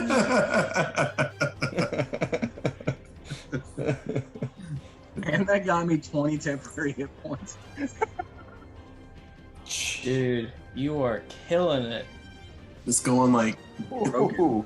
definitely Colossus or more like the Hulk. I don't know. It's one of the combination of the 2. It's green and massive. Yeah, that's it. That's all I got, dude. That's Oh my god. That's intense. That is insane. Okay. So with that, giant skeletons are up. So that one's got to make a Constitution save again. Yeah. Because he just started his Because turn. timing is everything. Because timing is everything. So Yeah. I was like, So that's, initiative order here was so good. 16. So that's That's a save. Yeah. Dang it. So he'll take a swipe at Stoic. And that's going to be a 24 to hit. Oh, yeah, that hits. He's angry. Mm-hmm. All right. So that's going to be 13 damage. And I Okay. need you to make a Constitution saving throw. No. Oh no. Oh no. I make you save. Not the other way around. That's a 16 plus stuff. I don't know what I have to beat, but it's a 16 plus stuff. It's D&D. It matters. The eyebrow means it matters. Yep. I'm waiting. Hold on. D&D Beyond is like. Your Constitution saving throw is 4. Con save is +4, so that's a dirty 20. Okay. So you saved. Very nice. Take 13. Holy crap. 13 damage.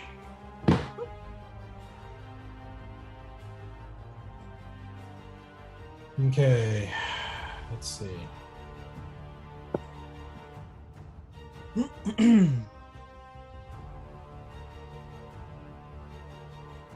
Yeah, so this big boy sloshes over and then climbs up the rest of the way to get up onto the ship here. And is going to take a swing at Asura. Oh, No. No. damn it. I don't like it. Oh yeah, that's a 24 to hit. Oh, damn it. Oh, that hits. Bear, why did you set up on a different spot? I don't know. That's 15 I'm gonna- slashing damage. Yeah, I'm gonna uncanny dodge this one too. Okay. So that'd be So 7. that- 7.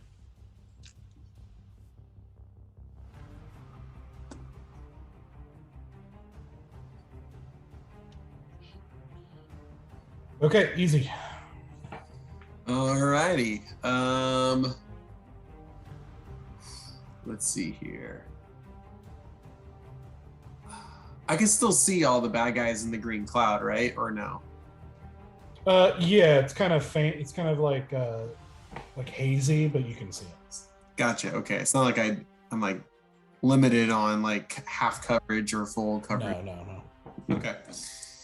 All right. It might affect perception checks if you're trying to see something specific, like tiny or small, but other than that, Right. you're fine. A big massive skeleton I should be able to see within there. I don't know. Easy's Alright. very perceptive. Yeah, not really. All right, so I'm gonna go ahead and fire another firebolt. It's been good so far at the big skeleton next to Stoic. Okay, do it. All right, that is a natural 17. I think that hits. Oh yeah. Yeah, and then I'll roll my damage. It did damage. Out of two d10s, I rolled a 3. Oh no. It's almost comical how bad. I mean, the haze, maybe it does kind of affect you. Maybe it does. I'm just like, I felt so confident in that one. Like I was like dead on, like hitting it square, like in the face, but just like a little like puff of like, fire. Yeah. So as you release and you see the fire go into this greenish swirl, as you see it kind of rearing back to hit. You see it kind of hit its arm a little bit and move its arm a bit, but otherwise doesn't do much. Hit them with a lit cigarette. Yeah, it was like flicked a good cigarette at him. Just then. Yeah, take that. Got that. Got a little bit of ash. And that's it. Is that it? That'll be my turn. Small skeletons. Do Constitution saves real quick. Mhm.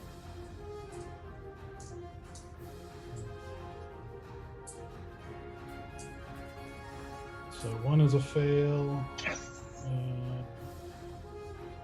And a to fail. Yes, double failure.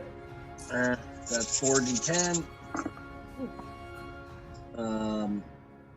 That's a 4, a 4, an 8, and a 6. 22. Yeah, that's gonna do it. There you go. Sending both of them scattered. Nice. Stack exhaustion points too? Not on dead things. Okay. Fair. I'm just. They're really exhausted. They're tuckered out. I was like, They're being just laying dead down is for a exhaustive minute. enough. Yeah. I think 2 exhaustion points and you start rolling with disadvantage on checks. And stuff. Yeah. True. I mean, dead things are not going to be affected by that. No, that's fine. I was just curious. They don't rest. Like there's no. There's no rest for the wicked. Yeah, they're immune to exhaustion. Money don't grow on trees. Eat the elephant. They have bills to pay, guys. Yeah, they have mouths to feed. They've got They got mouths to families. feed. Okay. Well, that's it for. Well, there are no more small skeletons, so. Asura. Okie dokie. I'm gonna look to Bear and be like, "You can handle this one," and I'm going to bonus action disengage from the big guy, and I'm going to run to the guys that are chained up, and I'm just going to say, "Does anyone know how to pick a lock?" And just does anyone like even mildly make an impression like they know how to pick a lock?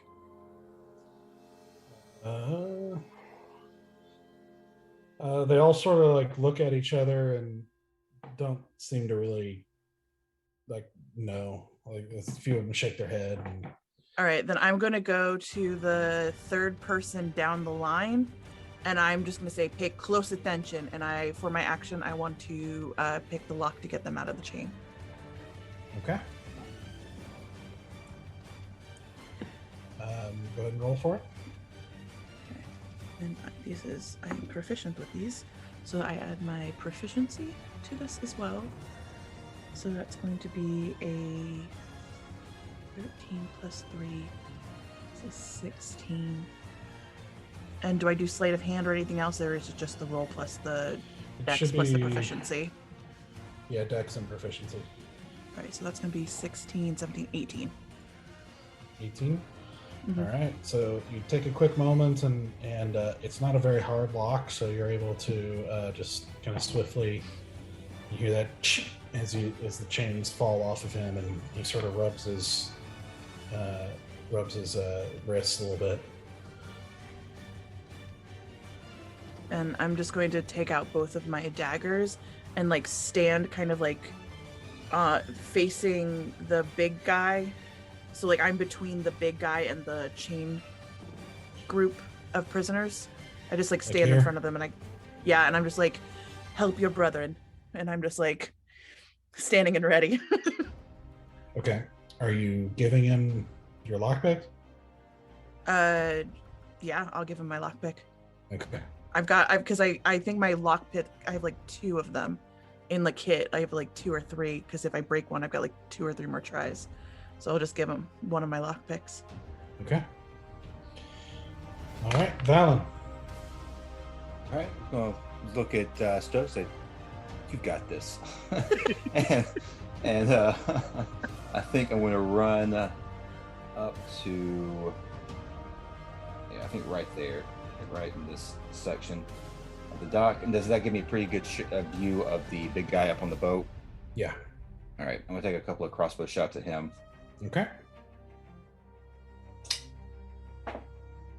Okay. 21 to hit. All right, that hits. All right. Okay, 12 points of damage. Rolled a full 8 on that one.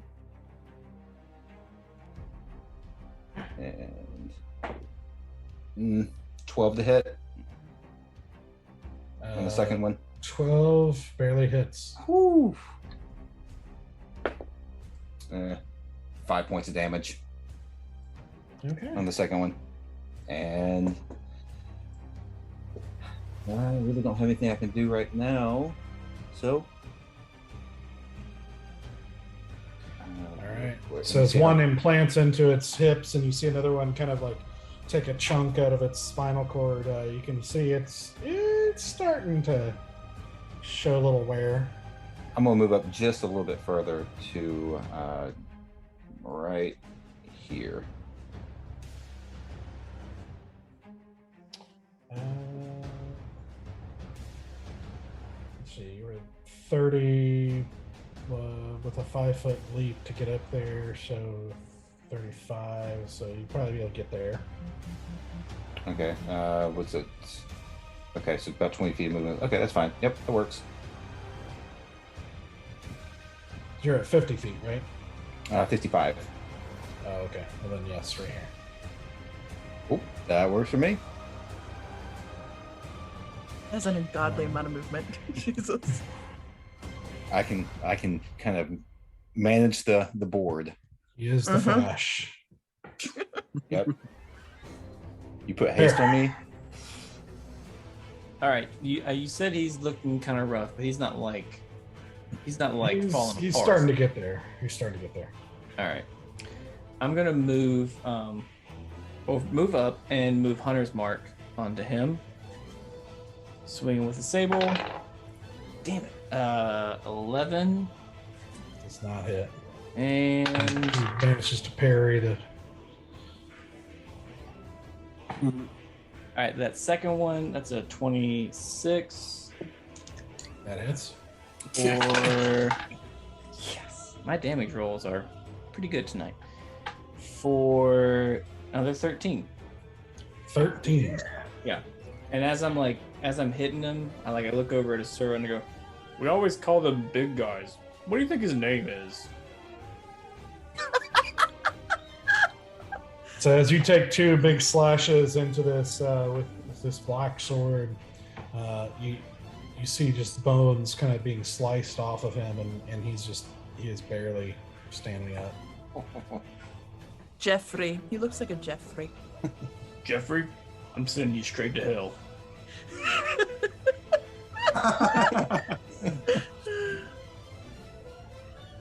Jeff Bones. My friends call me Tim.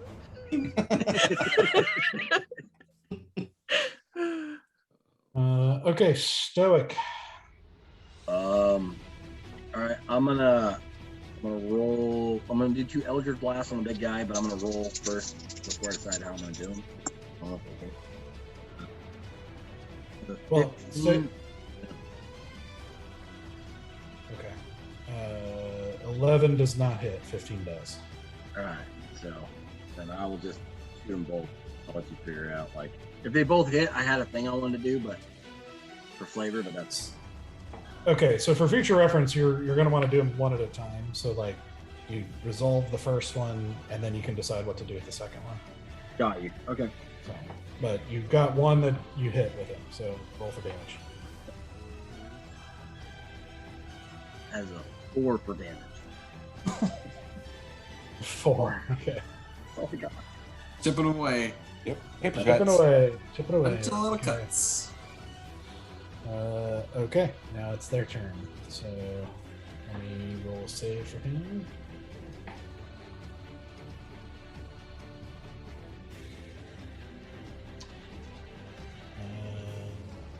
It's a fail. Yeah. 4d10s. 4d10s.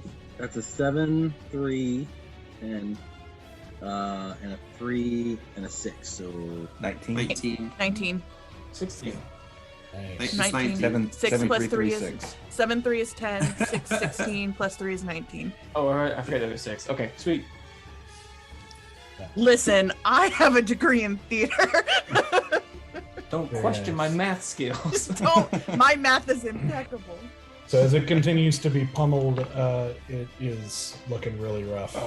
Really rough. But Ooh. I'm still so standing. it takes a swipe at Stoic Stoic. for 23 to hit. my hits. Jeez. That's going to be 16 slashing damage. Ooh. Okay. feel like that's still in his temporary hit points though after he killed those other two guys. Yeah. Stoic's not going anywhere. Yeah, it is. So ridiculous. That is Still the most feeling fine. ridiculous power. That is so overpowered.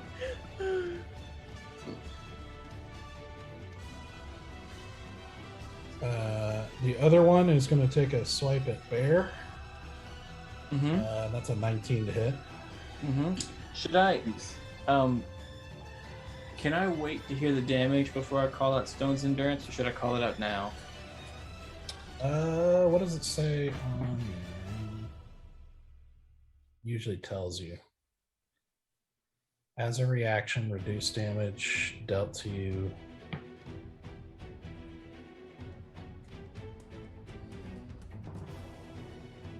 No, I think Stone's Endurance doesn't have to call it.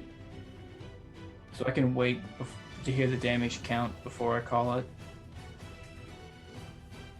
Yeah, I'll go ahead and say yeah. Okay. It's gonna be 10. I'll take it. Okay. So you take 10 slashing damage as it comes down with a slash across your chest with its sword. Easy. All right. I'm gonna square up on that other big skeleton that's over near Bear and Asura. His name is Jeffrey. Ah, it's the Jeff, yeah. Well, it's gonna be a scorched Jeff. All right, I'm gonna try to cast my firebolt at him, and that is a 21 to hit, which I believe hits. Yep. And then damage. All right, 10 points of fire damage. And with that, as you see the firebolt arc across the, reflect off of this dark water, plunging into the skeleton, you see it basically explode and send blows everywhere as it goes down. Well done. Hey, nice. And I'll like do like a finger gun, like it's like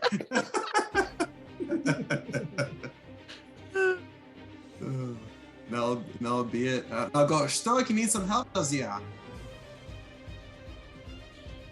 All right. Nice. This is a little on the moment. At this point, the prisoner, he's going to run up over here and start working on this guy's. Dang, he actually manages to free one. Hey. Yeah, look at that. Look at you not breaking my shit. I appreciate it. You break my shit, you pay for it. He rolled really well in watching you do your thing. Good. So he's able to just barely get this unlocked, freeing this guy too here. Asura. Okay, so the big guy in front of me is dead, so I don't There's have to only one guy attack it. left that you can see. And I didn't see Stoic cast this green scary stuff, right? Because I was swimming. I was in the water swimming. Yeah, probably not. Cool. I know you want to kill him because I know you want the 10 points, but Asura doesn't know. So she's gonna bust out. She's gonna bust out her bow because she sees her bow is in trouble. Get him. So I'm going to shoot the big guy. Okay. Or not. That is a 7. Nope, you're not gonna do it. Cool. No doubt. And I'm just gonna go like, okay, just kidding. And I'm gonna put my bow back on my shoulder.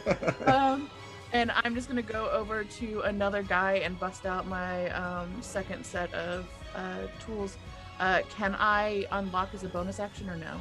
No, that'd be an action. Could I say that I shot my bow as a bonus action or no? No, because I wouldn't be in no, you don't have a bonus action like attack with that. It's you have an offhand, but like a bow is a two-handed thing. Cool. Then I'll just go over there and start getting out my tools. Sure. Valen. Yeah, Stoic, you want help? He can't respond until it's Okay. done. So what do you want to do? I'll take a shot at the big guy. Why not? Okay. 14 to hit. That hits. And he's got 1 hit point, so how do you want to do this? Okay. This is the first time I've had a kill in a while. I know. I was like, I couldn't do anything cool for my bow. The way that I've been well, I guess I have been rolling pretty well since the beginning, like after the first couple of rounds. Just I think it's probably a little bit like there's some trepidation because I think Valen having that happen right in front of the ghosts, happening like right in front of him, it's like, oh, so he's just kind of, and I'm good. I'm good. There's maybe a little bit of fear there. All right. It's not a whole lot of flash or panache or anything in it. Just straight shot. Okay.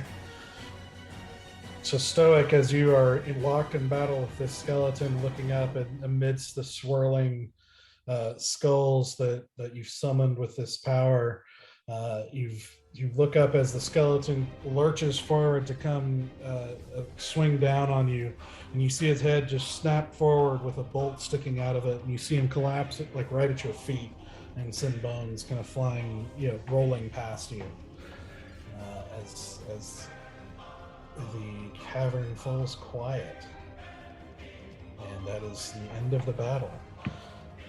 And with that, we're going to take a break. All right. Oh, you know how this was a stealth mission? Mm-hmm. Ooh. No. Can't stealth with the folly. There's no stealthing. Doesn't happen. Nope. Oh, I feel like most of us managed to get out of there kind of somewhat unscathed. Yeah, Yeah, I'm a little hurt. I could use some. Yeah, but Doug just secretly rolled something, and I know something bad is going to happen when we get back from break. He leaned to the side and he nodded to himself, so he knows something terrible is going to happen. There's always something terrible that's going to happen. That's just what our poor characters' lives are. Yep. All right. Well, we'll find out in about 10 minutes or so. So we'll take a break and come back and continue their progress through Greenwood's lair. All right, welcome back. So getting right back into it, as the battle, as you wipe out all the skeletons that you can see at the moment, and the battle or the cavern grows quiet as the prisoners start to stand back up, like kind of looking around cautiously, as Asura and the others start trying to free them of their restraints. One of them, looks at Asura as you're working on his manacles. He just is like, "Oh, thank you. I didn't know what was going to happen to us, but thank you." To be very honest with you, I still don't know what is going to happen to you. You are in an underground place with lots of scary traps around. I don't actually know how to get out of here with any certainty. The way we got in is currently trapped by 3 dead dragons, so I don't know what to do next. Do any of but you I'm know going how to free you.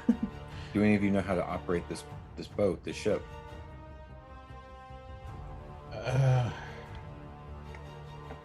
Yeah, there's. I think there might be a couple of us who have been on a ship before, but none of us are sailors, and I'm not sure where this would go anyway. Doesn't seem like it would go anywhere good. Yes, I would say going back that way would be the better option. How did you all get here? We were all, squad on patrol out from the main army after the army had turned around when we received word that Everwind was under attack, and we got surrounded and taken captive, and here we are. Do you know who took you captive? As most of them, undead like this. There were a couple of blokes in robes. seemed to be controlling, giving orders to the skeletons and whatnot, but most of it was like this. Okay. I don't really know how to tell you this, and I don't know if you're going to believe what I'm about to say to you, but the capital is safe. We saved the city from a giant skeleton. However, that giant skeleton is being controlled by the current crowned king of Corandia. So there is that. They sort of like look at each other, and it's like, and one of them kind of goes,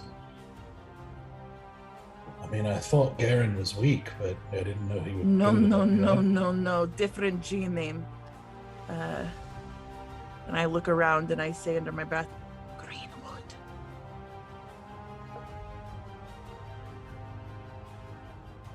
Green? We are underneath his house right now in Ark Hill. So Greenwood is king? Yes, everyone decided that Catherine was a weak leader, and the council decided there needed to be a new one, and they decided Greenwood would be that leader, so they crowned him the new king of Corandia. We just came from the coronation this morning. To be very honest.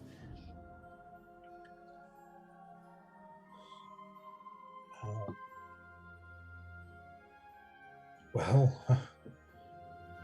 that's a lot to take in.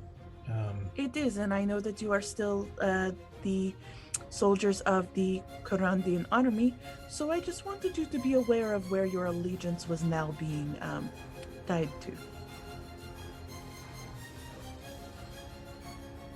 I see.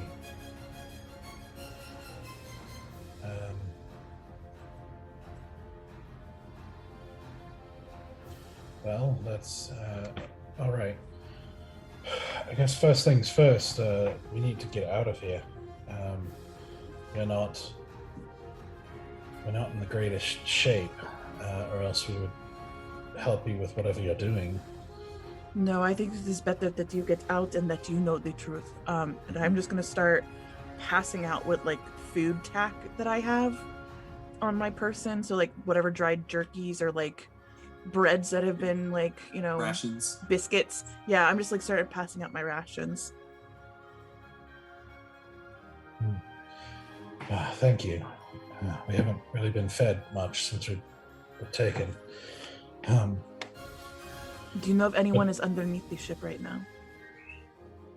Or were you the first group? I'm not sure. We were our group. I don't know if any others have been brought before we were brought out. I'll do a quick I'm search just gonna of look. the ship. I'll go Be very, very quiet. Be very quiet because we haven't seen the girl in dress yet. Yeah, I'm going to cautiously kind of go below deck. And how dark is it below deck? It's pretty dark. I'll go with him, but I am gonna grab the guy that I was talking to and just say, if there is a girl in a the girl in a dress, you run from her. You run from her so fast. You do not stop and you do not look at her. All right. And he turns and he says, kind of a little bit louder, but still being quiet to the rest of the men, like, listen, take a few bites of this for strength. Get some water, then collect weapons from the skeletons as best you can, and get yourself together. We're going to be moving. Good luck. As you finish getting the last guy out of his chains at this point, you start heading down with Valen. Go ahead and roll a perception check, both of you.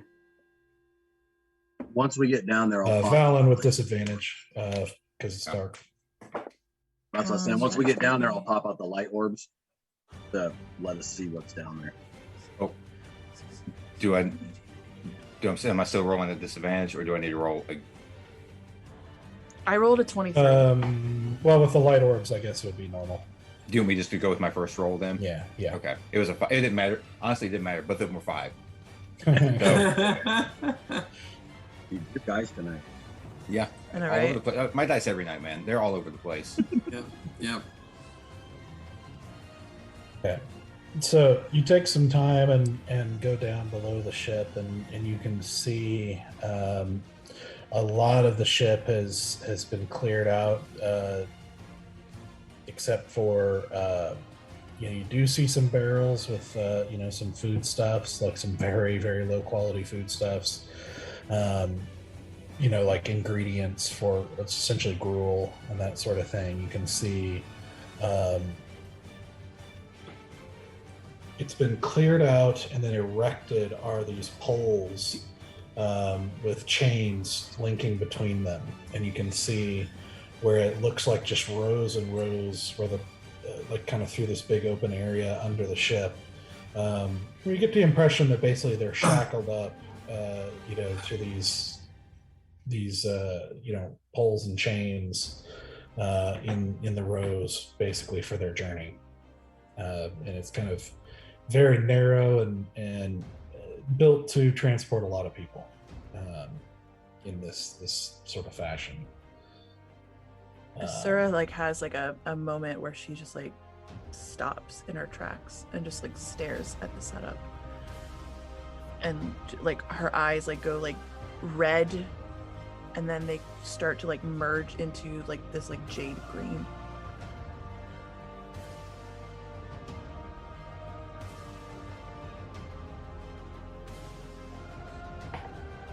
And on her shoulder. Stop him. I just put my hand on his hand, and I take a breath, and I just keep walking.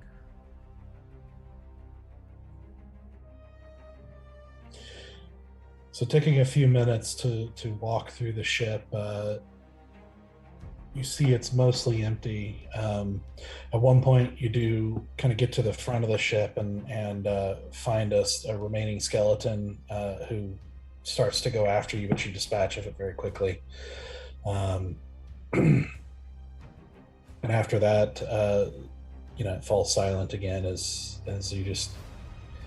The ship doesn't even sway very much. There's not a whole lot of the movement of the water. It's very gentle and so it's a very still environment even on the ship.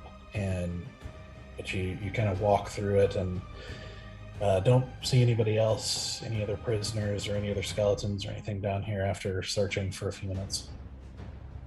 Is there any alcohol look like barrels of cheap liquor of some sort? No. One of the strange things you notice about it is that there doesn't seem to be quarters. There doesn't seem to be hammocks or anything for crew. That you would normally see on a ship for survival, and for the comfort of people manning the ship.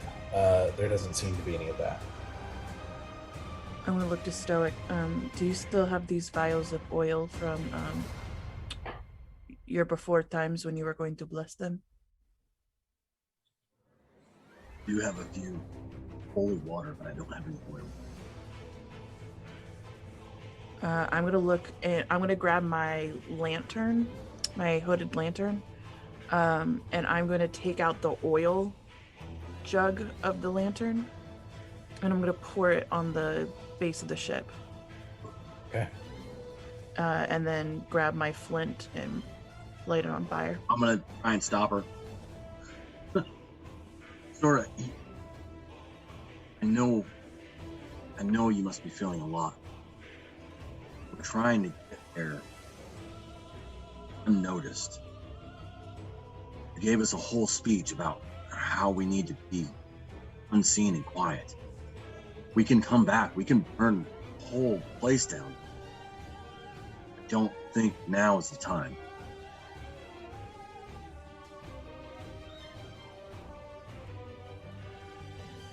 We have already blown that cover by battling skeletons and releasing the prisoners. You haven't sent miles of smoke through these tunnels.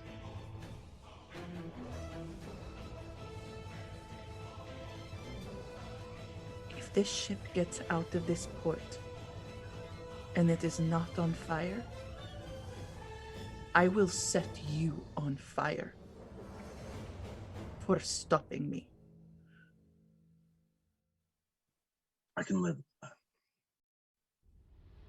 We have to stop Greenwood.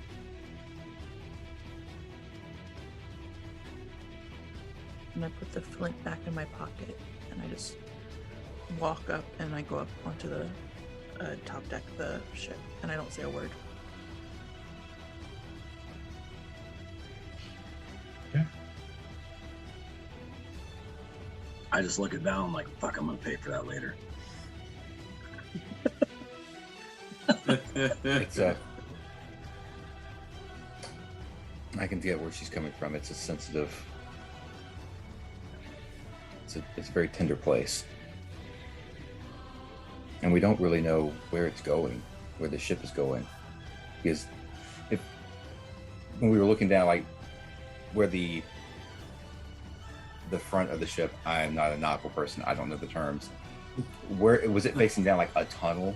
Like does it look like that's where it was facing? Yeah, it's basically like this river just continues down a tunnel into just pitch black darkness. Yeah. I don't either, but I know smoke rises and we're below the house. I know we've made a little too much noise, but I don't think we need to let them know we're coming with a big sign. No. We can come back, like you said, we can come back and burn it. We can send a message to wherever it's going. Light it on fire and send it down the tunnel. Or we I like it. scuttles the ship by making it sink, yeah. Where'd you come from, Easy? Ah. I like making my way across the dock as quiet as I can. I mean, we were still below deck. Mm-hmm. Oh, you guys are below? Oh, my Yeah. Dang it. We're like in the belly of the ship. I lean over where the top end of the deck where you actually can see down below the it's crossed. I don't know what you call Pop that. your head down. Hey, that scuttles the ship, yeah. That is a very easy thing to do. It really is. No, easy. You can't be startling people in dark places like that. Oh, my bad. Sorry. I'm already a little on edge because, pointing at Stoic, he did something that was not pleasant to witness. Very effective. I will give you that. Unpleasant to witness. It didn't quite feel good. And it felt good to dispatch the undead. But the spell itself is not. Doesn't give me a warm feeling to cast. Yeah, see that.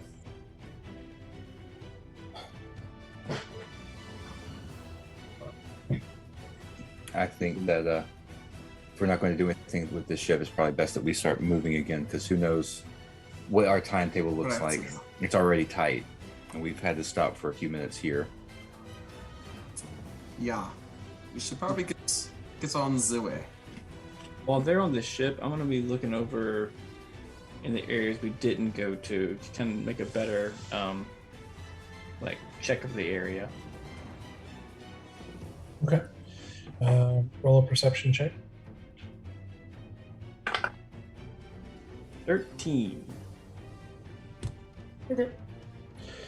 Yeah, so you spend a little bit of time walking around and beyond this kind of immediate dock area, you see it becomes stone again as it starts going through these areas where there are various doors, and you see a lot of the doors are like partially open or even like fallen off, like have fallen in. You get the impression that most of this is not used, but it's just kind of fallen apart and decrepit as time has worn it down. Even as you peek inside a few of the doors and stuff like that, you just see kind of dust and kind of debris and of just abandoned buildings and that sort of thing, for the most part. But you don't see or hear any movement at the moment. Okay. And do I see like the way out? Like how many other ways out are there? Yeah, it looks like basically if you kind of go back into that area, so if the bottom of the map was south, if you kind of go up north and to the right a little bit, it looks like it goes out that way. Okay. I'll go back, kind of like corral the soldiers, and like I'll see a sir on the top deck. I'll just come up to you quietly. Found the exit north of here, over there. Entrance to the prison. Sorry, what? The entrance to the prison. I assume so. I didn't like look inside too much, but it's the only other way out other than the way we came in. Okay, then let's get going. And I'm just gonna knock on the floorboard to get the guys to come up. Come up. All right. The guy you were talking to before is now holding a sword and shield as the others have gathered, bows or spears, whatever they can gather from the skeletons. Not very good equipment, but the best what they can do. He walks up again and says, so you say there's 3 undead dragons back the way you came. Is there any way past them? Well, depending on how 2 individuals who are currently in that room fared, you could perchance walk right past them if they were dispatched accordingly. Otherwise, I don't know of another way to get through other than just being very, very fast. Another guy's like, 2 individuals against 3 dragons. Honestly, they put us to shame. Yes. I mean, 5 of us took out a giant 100-foot skeleton. They're better than we are. So, We 50-50? we also had help with that skeleton. Okay, it's not like all of us. Shh. Oh, sorry. Totally took out a skeleton. Yeah, definitely all of us. They sort of look at each other like, not sure how to process this information of what you're telling them about these people and yourselves and everything like that. That's fair. The guys, kind of like, you can see visibly, like him just kind of move mentally past it and just kind of go, all right, well, I don't see any other choice. I think we'll have to go back that way, and we'll take a look at the situation, and if we can get out that way, we will.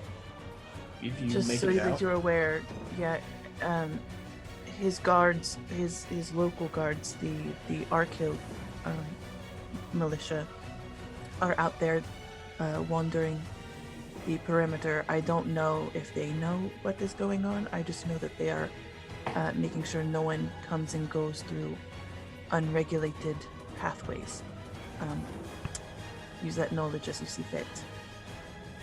and also don't trust the Lord Greenwood's men. You should probably go straight for the city of Everwind. All right, we can do that. Just so we know, we can trust. How do we know these other 2 individuals? You may not even see them, to be perfectly honest. But if you see 2 sneaky individuals, looking very sneaky, just let them continue to be sneaky. I really don't know how to tell you otherwise, unless you just want to say, friends of the folly. I don't know what to tell you. All right. If you can't give me a description, then we'll say that and do the best we can. She has 2 cats with her. Yeah, you'll know when you see. Maybe. But remember how we talked about sometimes we don't have to say everything? Yeah. That's why I said she might have 2 cats. We don't know. Bear, I need you to take your open mouth and I need you to put it in the closed position. Listen, I realize I fucked up, but now you're making it worse by talking about it, okay? I realize yes, but I am going to call it out here because I feel like it is important to call it out. It happened. Let's just okay. I said it. It was a mistake, and we're good. All right. So 2 individuals, possibly with 2 cats, maybe not. You don't know. Honestly, it is always a surprise. All right. Thank you again. Gods be with you. And also with you, and I like real awkward, like try to do some sort of hand gesture, but I don't know what to do. If you make it back to town safely, please inform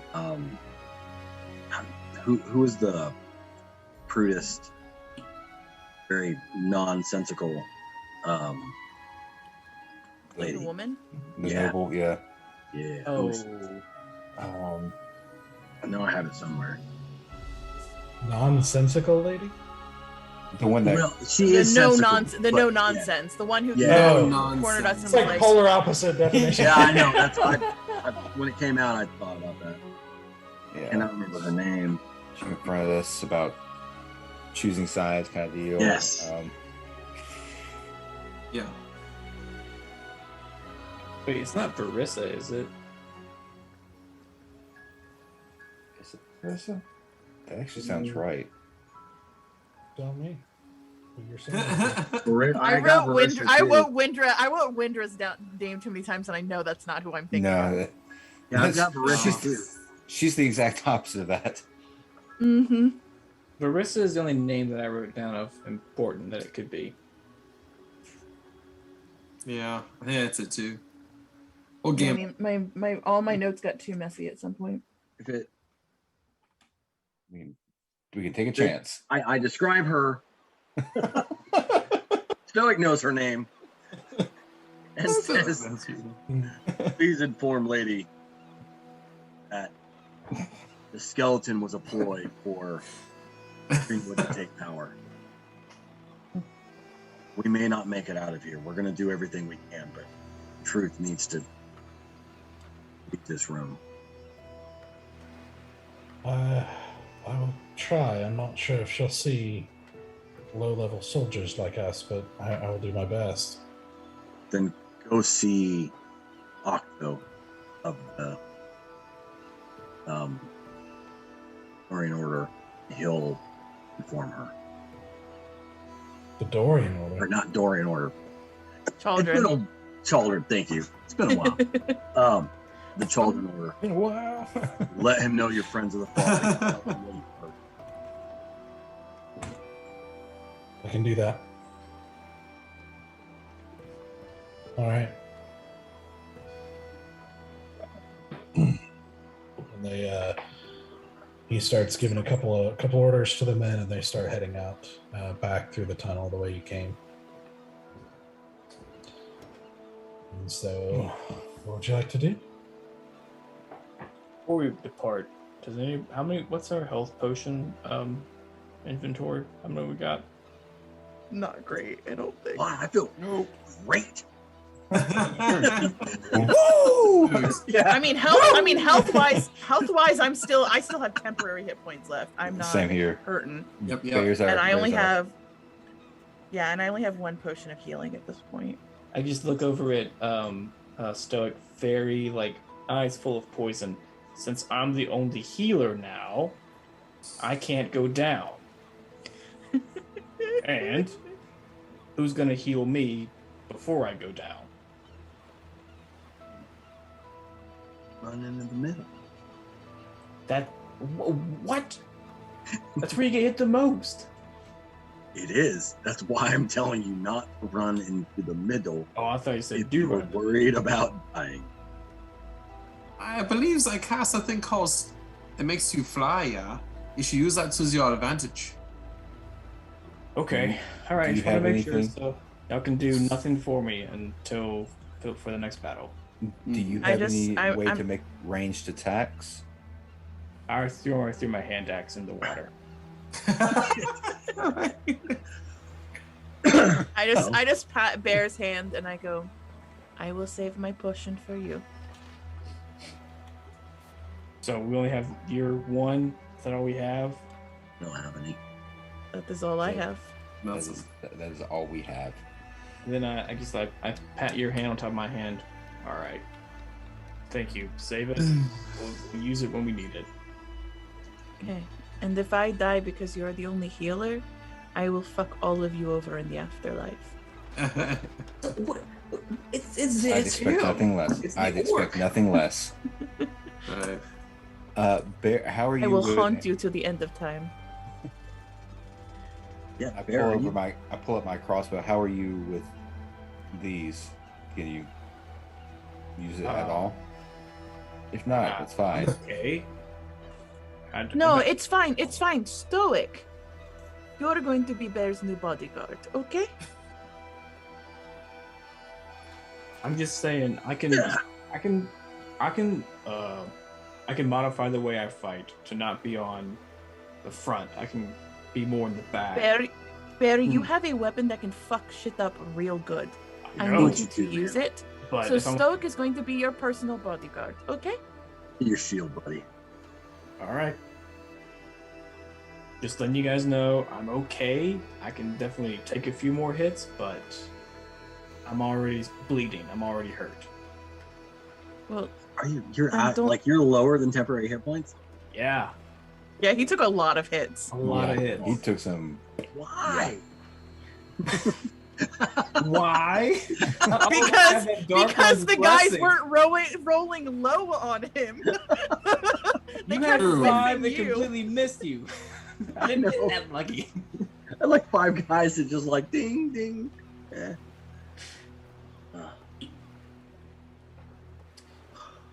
Okay, Well. so But I just like nope.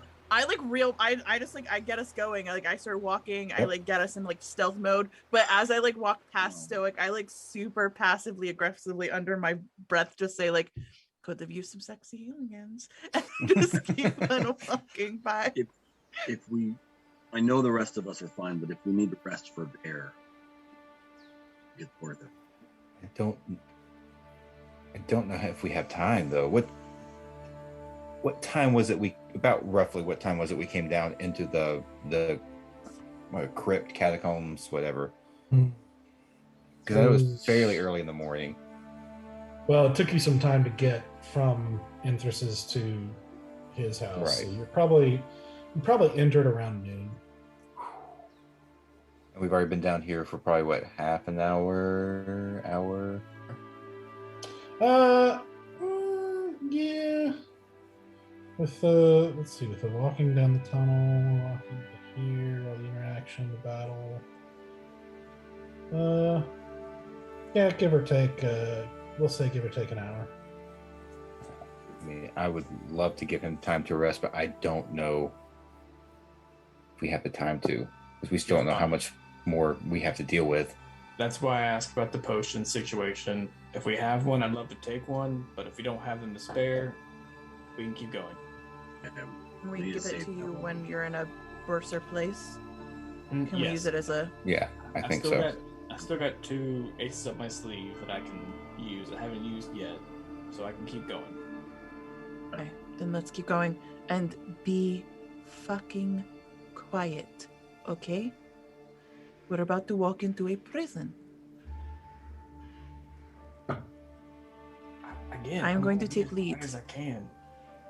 I am going to take lead, and I'm going to be about 10 feet ahead of you now, okay? Okay. Stay quiet. Do I still have flight easy, or did that go away? No, it's still there. It's 10 yeah. minutes. Yeah, it's 10 minutes. Yeah, a little bit left. You're, I mean, at this point, you maybe have a couple minutes. Like Yeah, maybe that's what I was thinking. you're getting close to the end. But for now, go ahead and roll new stealth checks for everyone. Stoke at disadvantage, Bear at advantage. The dice are just unfair tonight. Actually, you know what? Oh, here. Oh, Dirty 20. Let's see. Okay, never mind. No. All right. I feel like I'm carrying the team in stealth right now. You are. Roll a 10. Stoke, 26. 2. Bear Dirty 20. and Easy.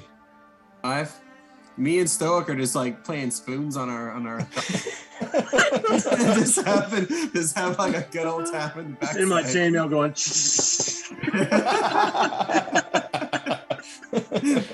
Oh, man. Oh. So you guys start making your way over through this sort of like abandoned little area and into the doorway leading into the hallway beyond, which curves a little bit to the left or makes a turn to the left, and not too far down you hit another door. And as you open it and look inside, you see a long hallway with what looks like a torch on the far end, but mostly darkness between here and there. There is enough on that end. This is probably 70, 80 feet long, but you can see on that far end with the torchlight on the far end, you see bars, like prison bars of like cells on either side of the hallway before it gets dark, kind of where you are. And you basically, right in the immediate area around you is basically pitch dark. I'm going to go on high alert. And I'm going to listen to hear if there's any like movement in any of these cells. Make a perception check. That is going to be a 5 + 7 is 8, 9, 10, 11, 12. Only a 12. Okay. At the moment, you don't hear anything. It is very quiet. I'm going to gently start walking forward ahead of the guys just a little bit, and just like death quiet. Okay. So as you guys start moving into this hallway slowly, in this sort of pitch dark, as you move into the hallway, you get hit with the smell of mildew and like this sort of old excrement smell and like damp hay and other, like body odor and other various all of them unpleasant smells. As you start trying to quietly work your way forward, you do hear an occasional shift, like to your left, and then another one to your right, of just like a shift of motion, that you're hearing. Do I see anybody?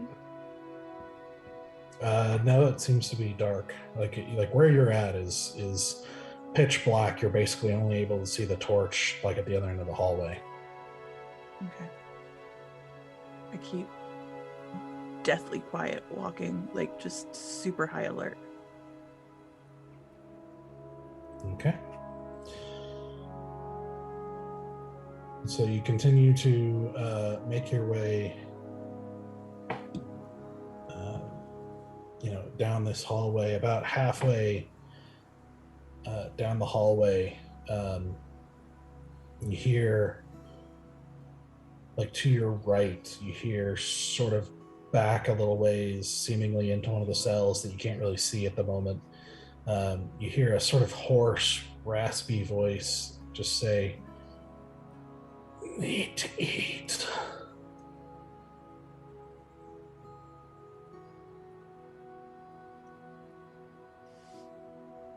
I just hold my breath and like wrestle with like the part of me that's like rescue everybody, save everybody, and like the part of me that's like I don't know what or who that is, and I have to protect the boys first. And like my body is like wrestling with like what is the right answer. You hear and as you hesitate, you hear just a little bit closer, not immediately close to you, but like just like a little bit closer. As you hear just a faint kind of shuffle, you hear food.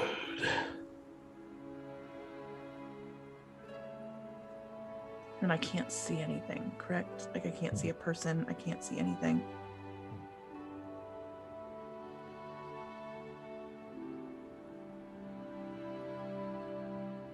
I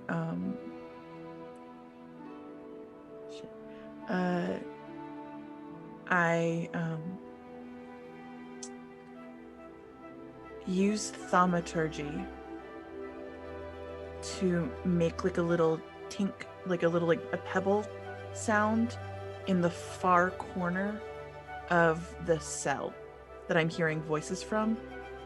Like the sound of like something getting thrown into the far corner. Okay.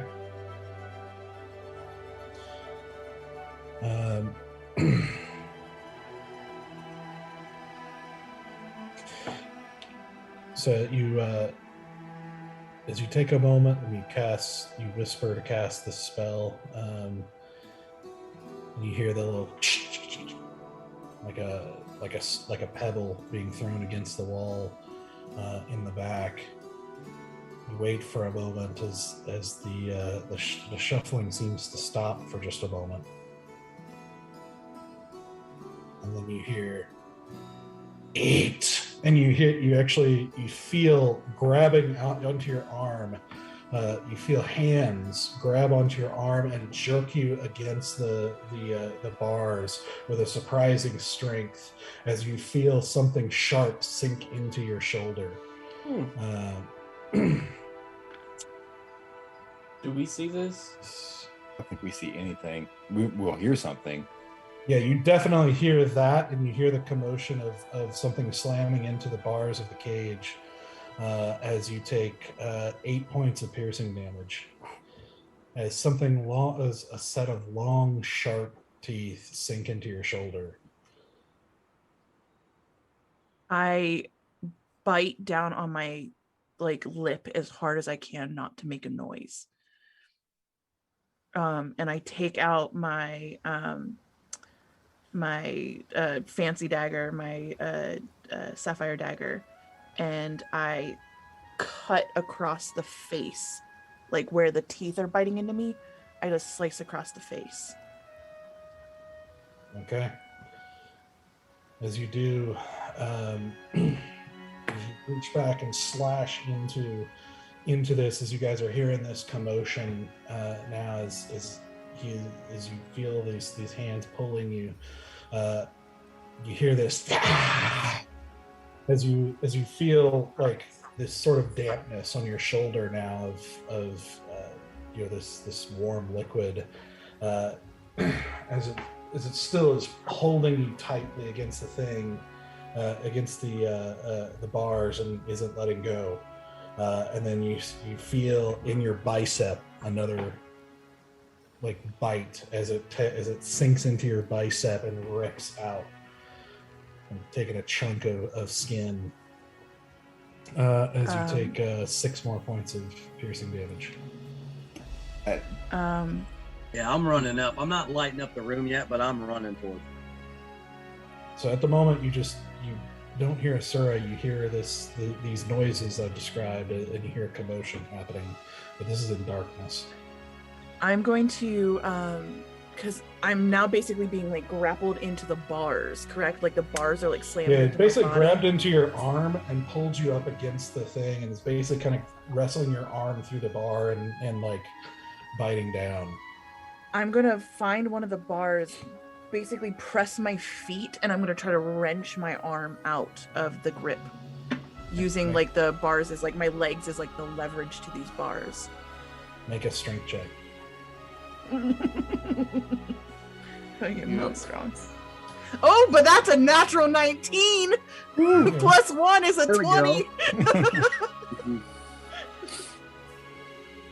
So using that leverage and push, kind of pulling out with all your might, you launch yourself out and are able to rip free of the grasp, like feeling what feels like claws, like actually like cut into your arm, not for any damage, but like leaving a mark as you launch yourself basically across this narrow hallway and kind of slamming into the other set of bars as you hear a shuffling noise from the back of that cell start moving toward you. I quickly like duck and roll to like not let anything grab me from behind. Right.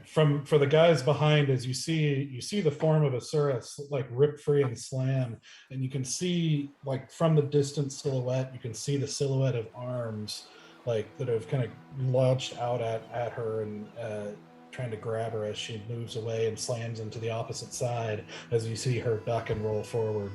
I swing at the arms with my mace. Okay. Roll, make an attack roll. Back, you beast. 17 plus stuff. Plus 3, I think, so 20. 20, that hits. Mm-hmm. Oh, yeah. Yeah. Yeah.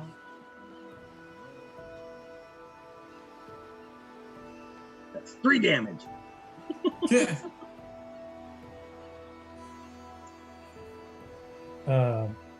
Yep. That's 3 damage. Okay. So you whack into the silhouette of these arms, and you just, as you hear this thud and you hear it like as it starts to reach out for your mace and actually grabs onto the mace, and you actually feel it wrench out of your grasp as it wrenches it out of your hand. And you hear a clank as it like pulls it into the cell. I'm gonna roll a nat 20 on its check there. I'm gonna reach out, grab the mace, and I'm gonna ignite it. It is in the cell now with whatever this What is. the fuck? I have to So say. it wrenched it out of your hand and pulled it into the cell. I thought it like clanked, like, trying to fit between the No. bars. Oh no. Oh no. Fuck. I'm gonna run up to where He's gonna go for it. I know he's gonna want to get in that cell so he can Yeah, do I it. can't let the mace. Oh boy. I run up to where What are we doing? Is You hear this like kind of metal scraping noise for a second, like a couple of like, It's not a tutorial. and then you just hear the sound of heavy metal clanking on stone behind it, kind of rolling further into the cell. No. As you start, you feel just the whoosh of a hand like reaching out again, like just in front of your face, reaching out for you again. I'm lighting up an orb. I want to see what's in there. Okay. It's too much danger for being in the dark.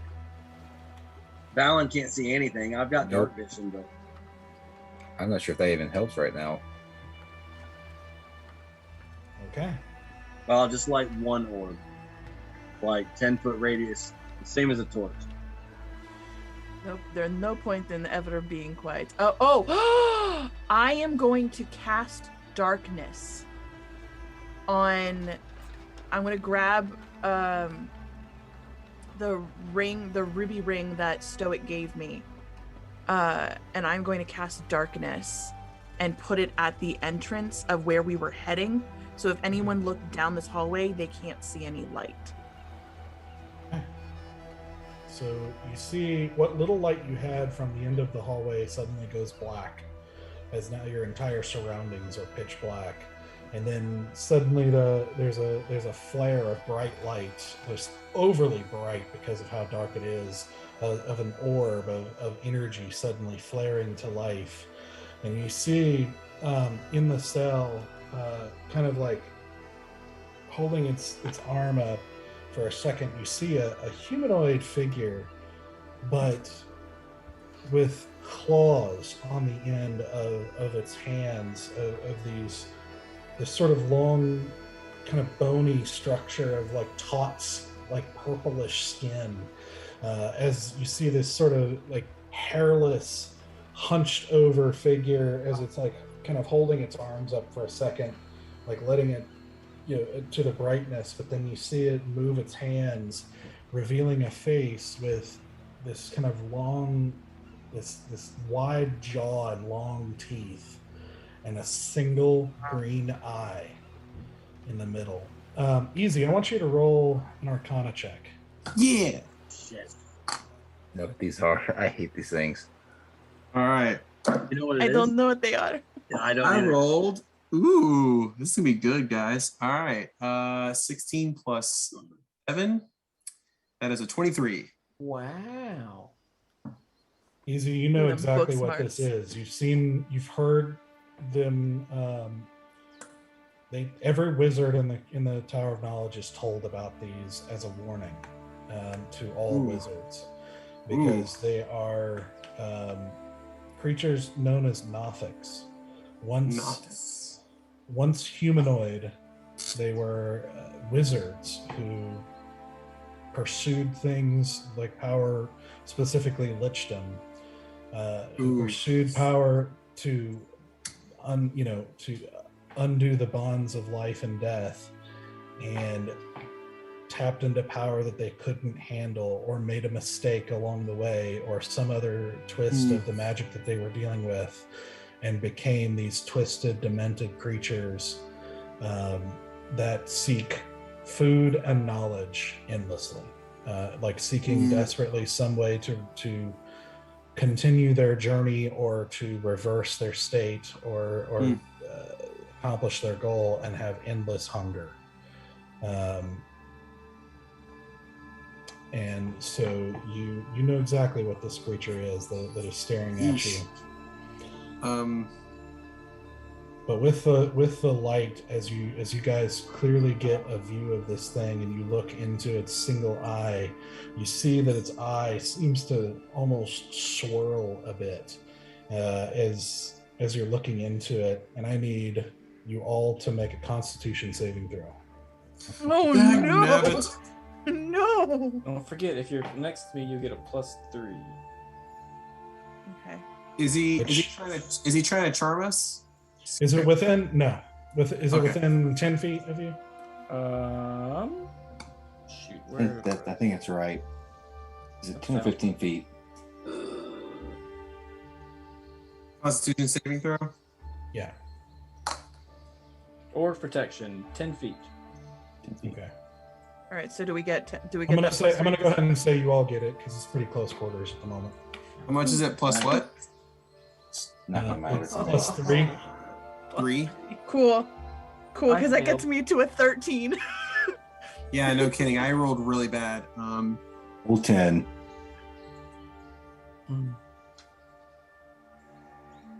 I got a 10. Yeah, I think I failed. Okay, so Valen failed. Stoic. I'm at a 16 with Bear's Adder. Success. Bear. I nat won that. Oh no! Oh no! That's a fail. Asura. 13. That's a save. Easy. I rolled a 10. That's a fail. Ugh. So only those who failed.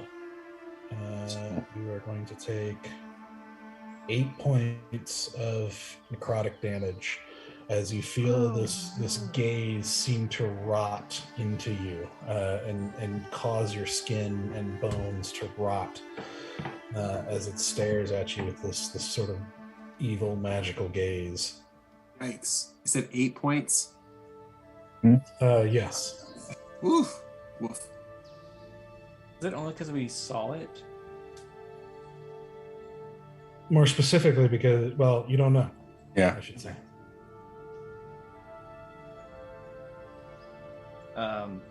I just like, oh, turn on the light, oh god. Ow.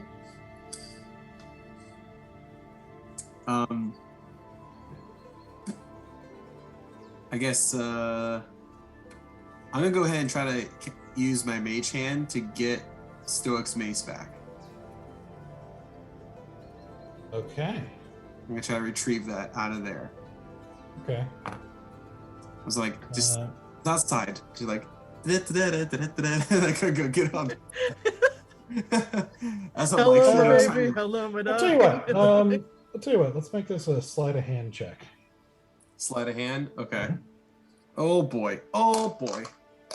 Can I give him help on this? I'm gonna break out new dice here. New dice. No, you can't. Not on this, really. I mean, it's, Yeah. you can't. Oh, I was like, It's I a can magic show you. hand. I can tell you. Yeah, I was like, I can tell you how to sleight a hand. I am rolling awful tonight. That was a 6. Oh no. Unbelievable.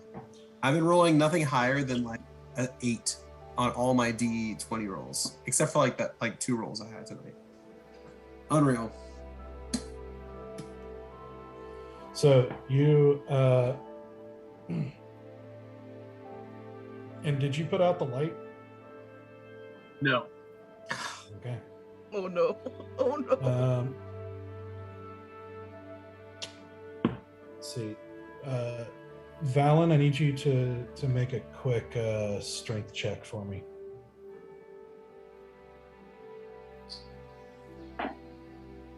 $16. Okay.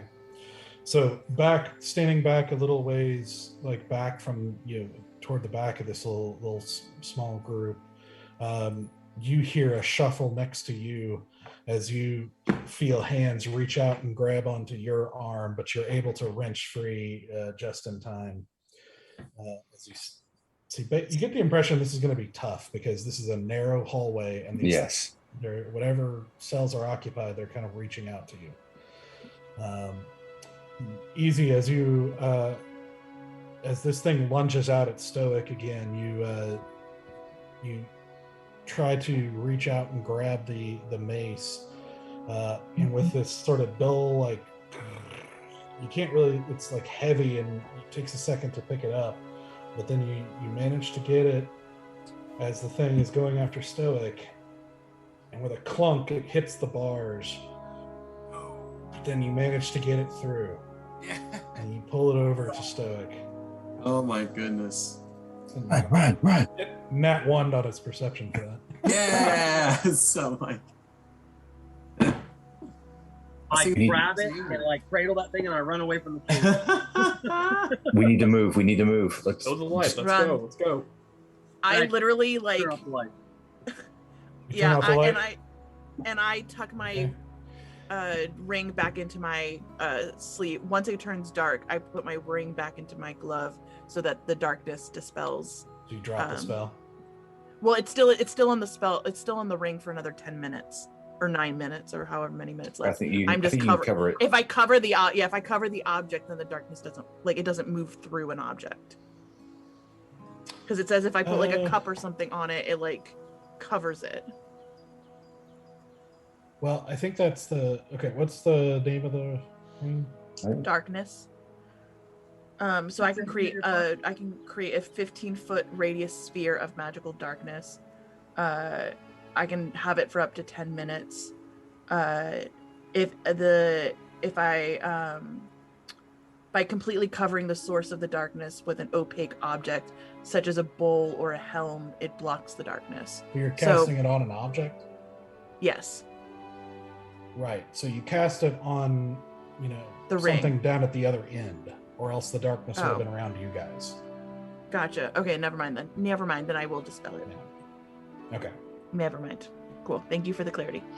So yeah, once the globe goes dark, then the darkness is dispelled. Is that not in your inventory? That ring? It's one of my It's one of my natural skill sets as a tiefling. She put it on the ring. She was putting it, like she was casting it on the object. Oh, itself. yeah. I was capping it on. Yeah, you cast it on the object an object that you want the darkness to kind of go from. So like, Yeah. The torch at the end of the hallway would be a good example. I think you have to touch it, don't you? In order to cast darkness. Well, that's what I'm trying to look at here. I'm just. Basically, what I thought I was doing is I just like I took off the ring, I cast darkness on it, and then I like tossed the ring forward into the space so that like darkness was at the helm of our like walking path. You can do that, but that wasn't what you said you did. I thought that's what I just said I That's cast what it I on heard. my ring. That's fine. Yeah. Either way, I'm dispelling it. It's gone. Okay. Yeah, we're moving. We're Yeah. popping through And the we're moving. hallway to get out of this prison. I'll put my hand on Asura and say that they can see through magical darkness here. I wasn't worried about them. I was worried about people down the hall turning and seeing us. Ah, I see you. And These I'm just buckets. gonna awkwardly like rotate my arm to like feel like how bad it feels right now. I'm just gonna squeeze it and just keep going. I just It is- before we head out, like, are you okay? Did you? I'm fine. Don't worry about me right now. We have a mission. And I'm just gonna get into my sneaky mode, and I'm gonna start. Yeah, it's Pushing on. definitely a sharp pain. I mean, it took a chunk out of your arm. It's and you feel kind of warm, stickiness kind of going down your arm as you make your way. I just tear some fabric and I just do a quick wrap. Okay, this is ridiculous. I just put a hand on you and I give you 10 hit points. No, I don't need any. I'm fine. It's all flavor stuff. Oh, I thought you took more than 10 points though damage. I mean, I'm at 48 hit points right now. Out of how many? She took some damage. 56. But Oh, I'm out of my extra hit points, and so I'm down to 48 out of back to your 56. max. I got spare. I got points to give. Okay, all right. If you want to put me back to my max, I won't say no. Yeah. How many do you need to go to max? Whatever 8. 48 So- to 56 is. Alright. Yeah, 8. Okay. Yeah. Thank you. Mhm. And I'm just gonna do one of these pump actions to get my arm blood circulating again. Fiddle the fingers and keep on going. Okay. So basically what I think will happen here is if everybody would make dexterity saving checks to get through the hallway. Oh no. Can I use Basically these things are trying to lunge at you Yeah. as you go. And, Gotcha. can I use evasion? is I know it that doesn't technically work that way, but for the flavor, can I use evasion? Because it's a saving. It's specifically a saving throw and not a check. Okay. If you take damage, yeah, actually I would say yeah. Okay, cool. You say dex save or con save? Dexterity. You're basically trying to dodge these hands that are reaching out and grasping for you. Gotta catch these hands.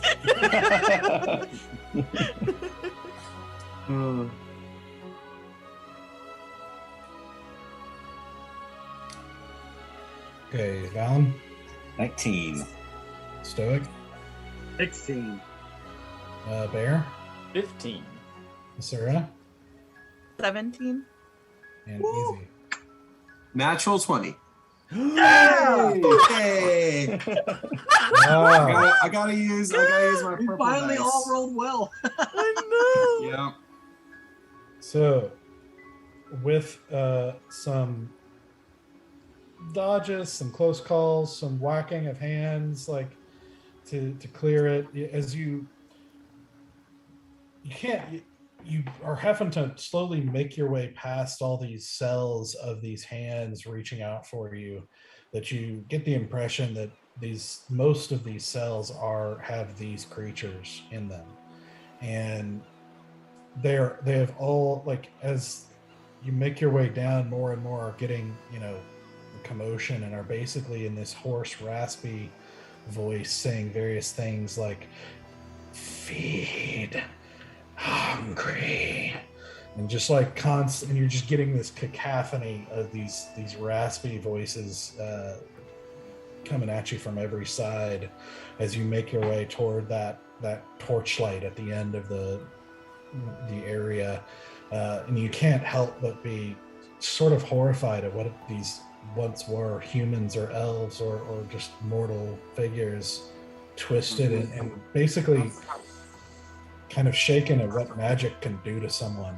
if you are not careful, and if you pursue the wrong things.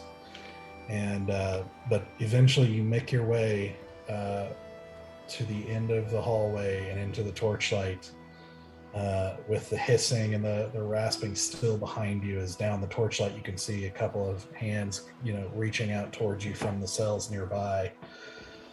But you made it to the end.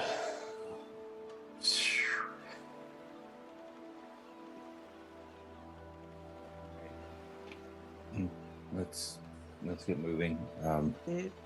After the prison is the chapel. I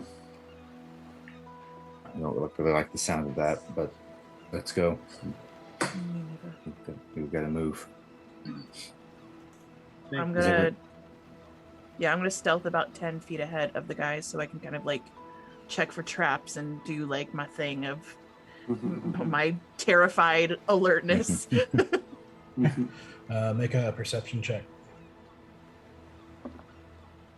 That is going to be a 13 plus 7, so that's a dirty 20. Okay. So you open the doorway into this prison with a bit of a creak of noise, but not too loud. But it's also not completely quiet. You pause for a moment, looking out, through the hallway as you are greeted with that kind of strange dim green light again that seems to be lighting up this hallway. As you step out and look, you can see a hallway that kind of goes maybe about 30 feet or so, and then kind of curves to the left, or turns to the left, I should say. There doesn't seem to be any movement, so you make your way out slowly, trying to pay attention to the stones and the walls and the ceilings, and trying to look for any more traps, any more threats, or also listening for movement and that sort of thing. As you reach the end of the hallway, you look to the left, and basically to the immediate left, a few feet in, you see kind of a larger double door. It's sort of like an arched, like double door with some kind of ornate metalwork kind of set over the thick, dark wood that looks very old, very, very like old pattern. It doesn't seem to be. It seems to be decorative, not so much symbolic. But was ornate at the time. But seems to be the double doors of a chapel. Very easy to imagine. I'm going to look at Stoic, and I'm just going to do I'm going to flicker my eyes and then do the door.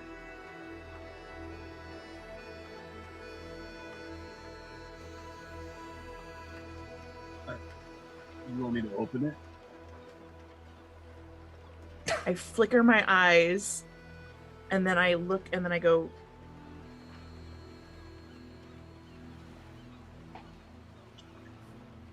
I just walk up. I think she wants you to steal third. I want you to. You look through the door before. Look through the door again. I cannot hear you. Rest. I can't without a good long rest. God damn it. What are you useful for? I'm just gonna put my ear up against the door and listen and see if I can hear anything. I can kick it down.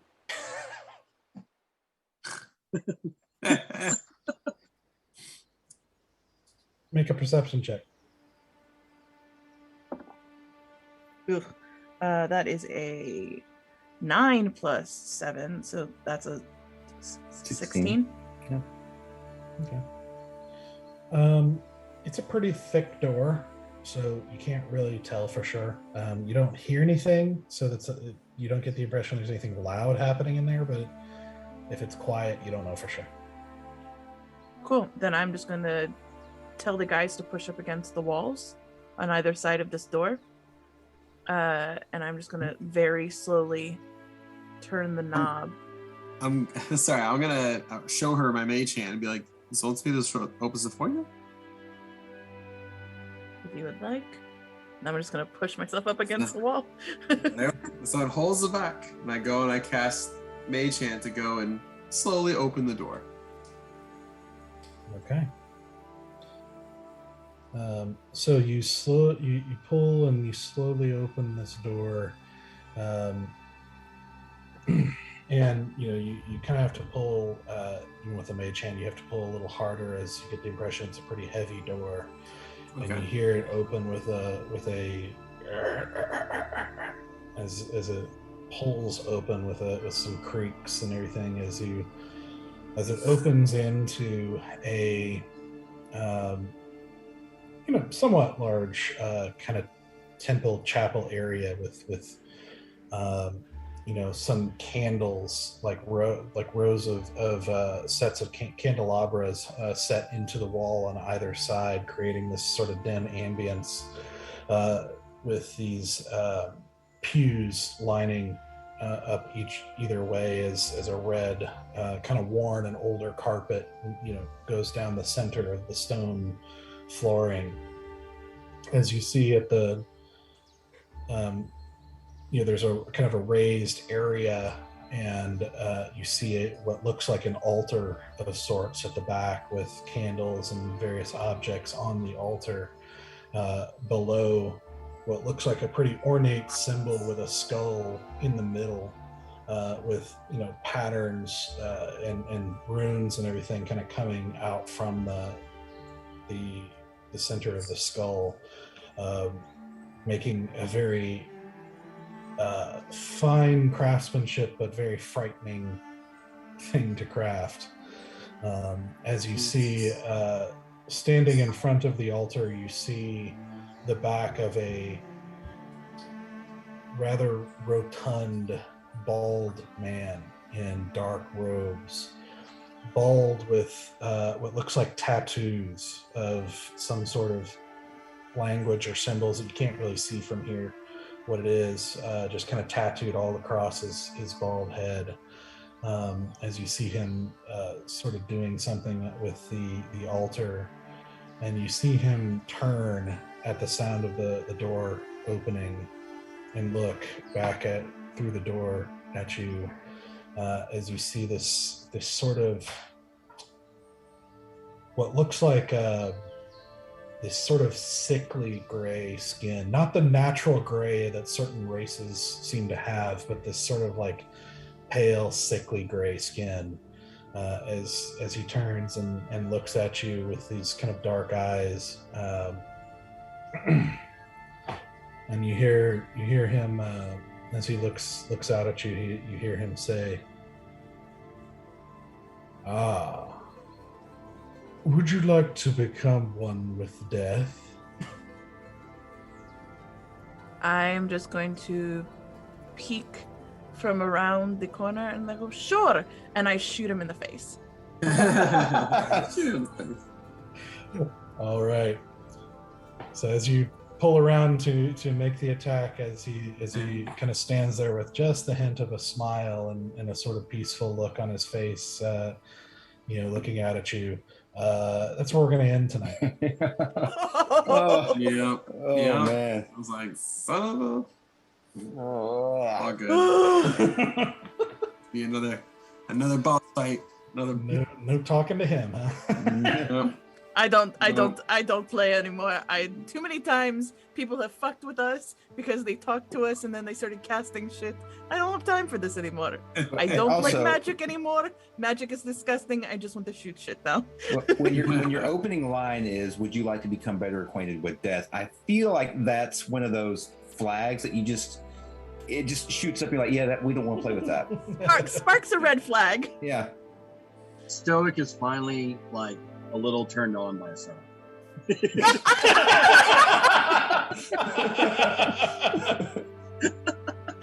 I like that was what did it. That was what did it for him. Like, no bullshit. Let's get him, baby. She threatens you with fire, and then she's just not fucking around anymore.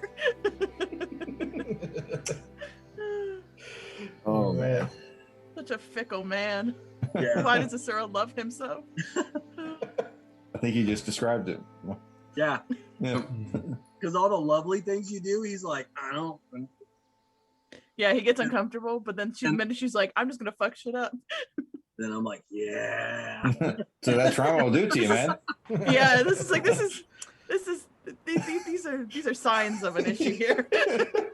There are red flags all over this. Like, Yeah, I was like, sure. listen, Asura does not see them because she keeps her eyes red so that they just blend into the surroundings. If not for everyone else in the party, this would easily be a Bonnie and Clyde thing. At this point, yeah. Now that you're no longer a holy man, Yeah. That's right. Just tearing stuff up. the fall from grace. Or like, I guess Joker and Harley are kind of like the. No, we're not there. No. Well, Yeah, yeah, that's a little much, but That's Yeah. no. Because you're that not level of manipulative abuse. like that. Yeah, that level of abuse is not. That's not. Yeah, that's not. Yeah. Not there. We're not just to that we're level. just two children with trauma trying to find love in the world. yeah, pretty much. Oh man. Oh yeah, good stuff. I'm so scared. I'm so scared of everything about this experience right now. Yep. There's more coming at us, man. There's more We coming at haven't, us. we haven't had a good dungeon crawl in a while. I know. Dungeon crawls make me so scared. They make me so This is scared. full blown. Yeah.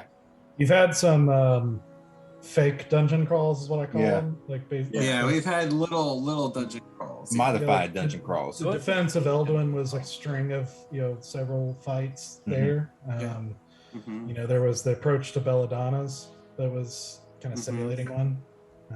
Yep. Yeah, but this one, like, Yeah. It's like a dungeon. proper long dungeon when you've crawl. thrown at us, and Yeah. we're not doing well because, like, we've had the option to walk past every fight,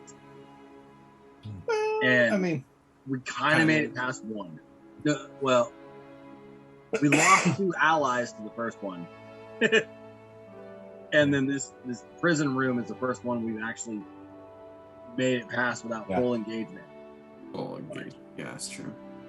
There was enough engagement. Asura's arm knows that this was engagement.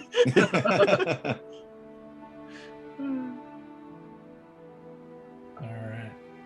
Okay, so thank you guys for joining us, and we will come back next week to continue working their way towards the showdown with Greenwood. There are 60 episodes in the making, so Oh, my stomach hurts. see you. All right, see you guys. As always, join us on Discord and say hi, see the art and different things we post there, and we will see you guys next Monday. Bye. Bye.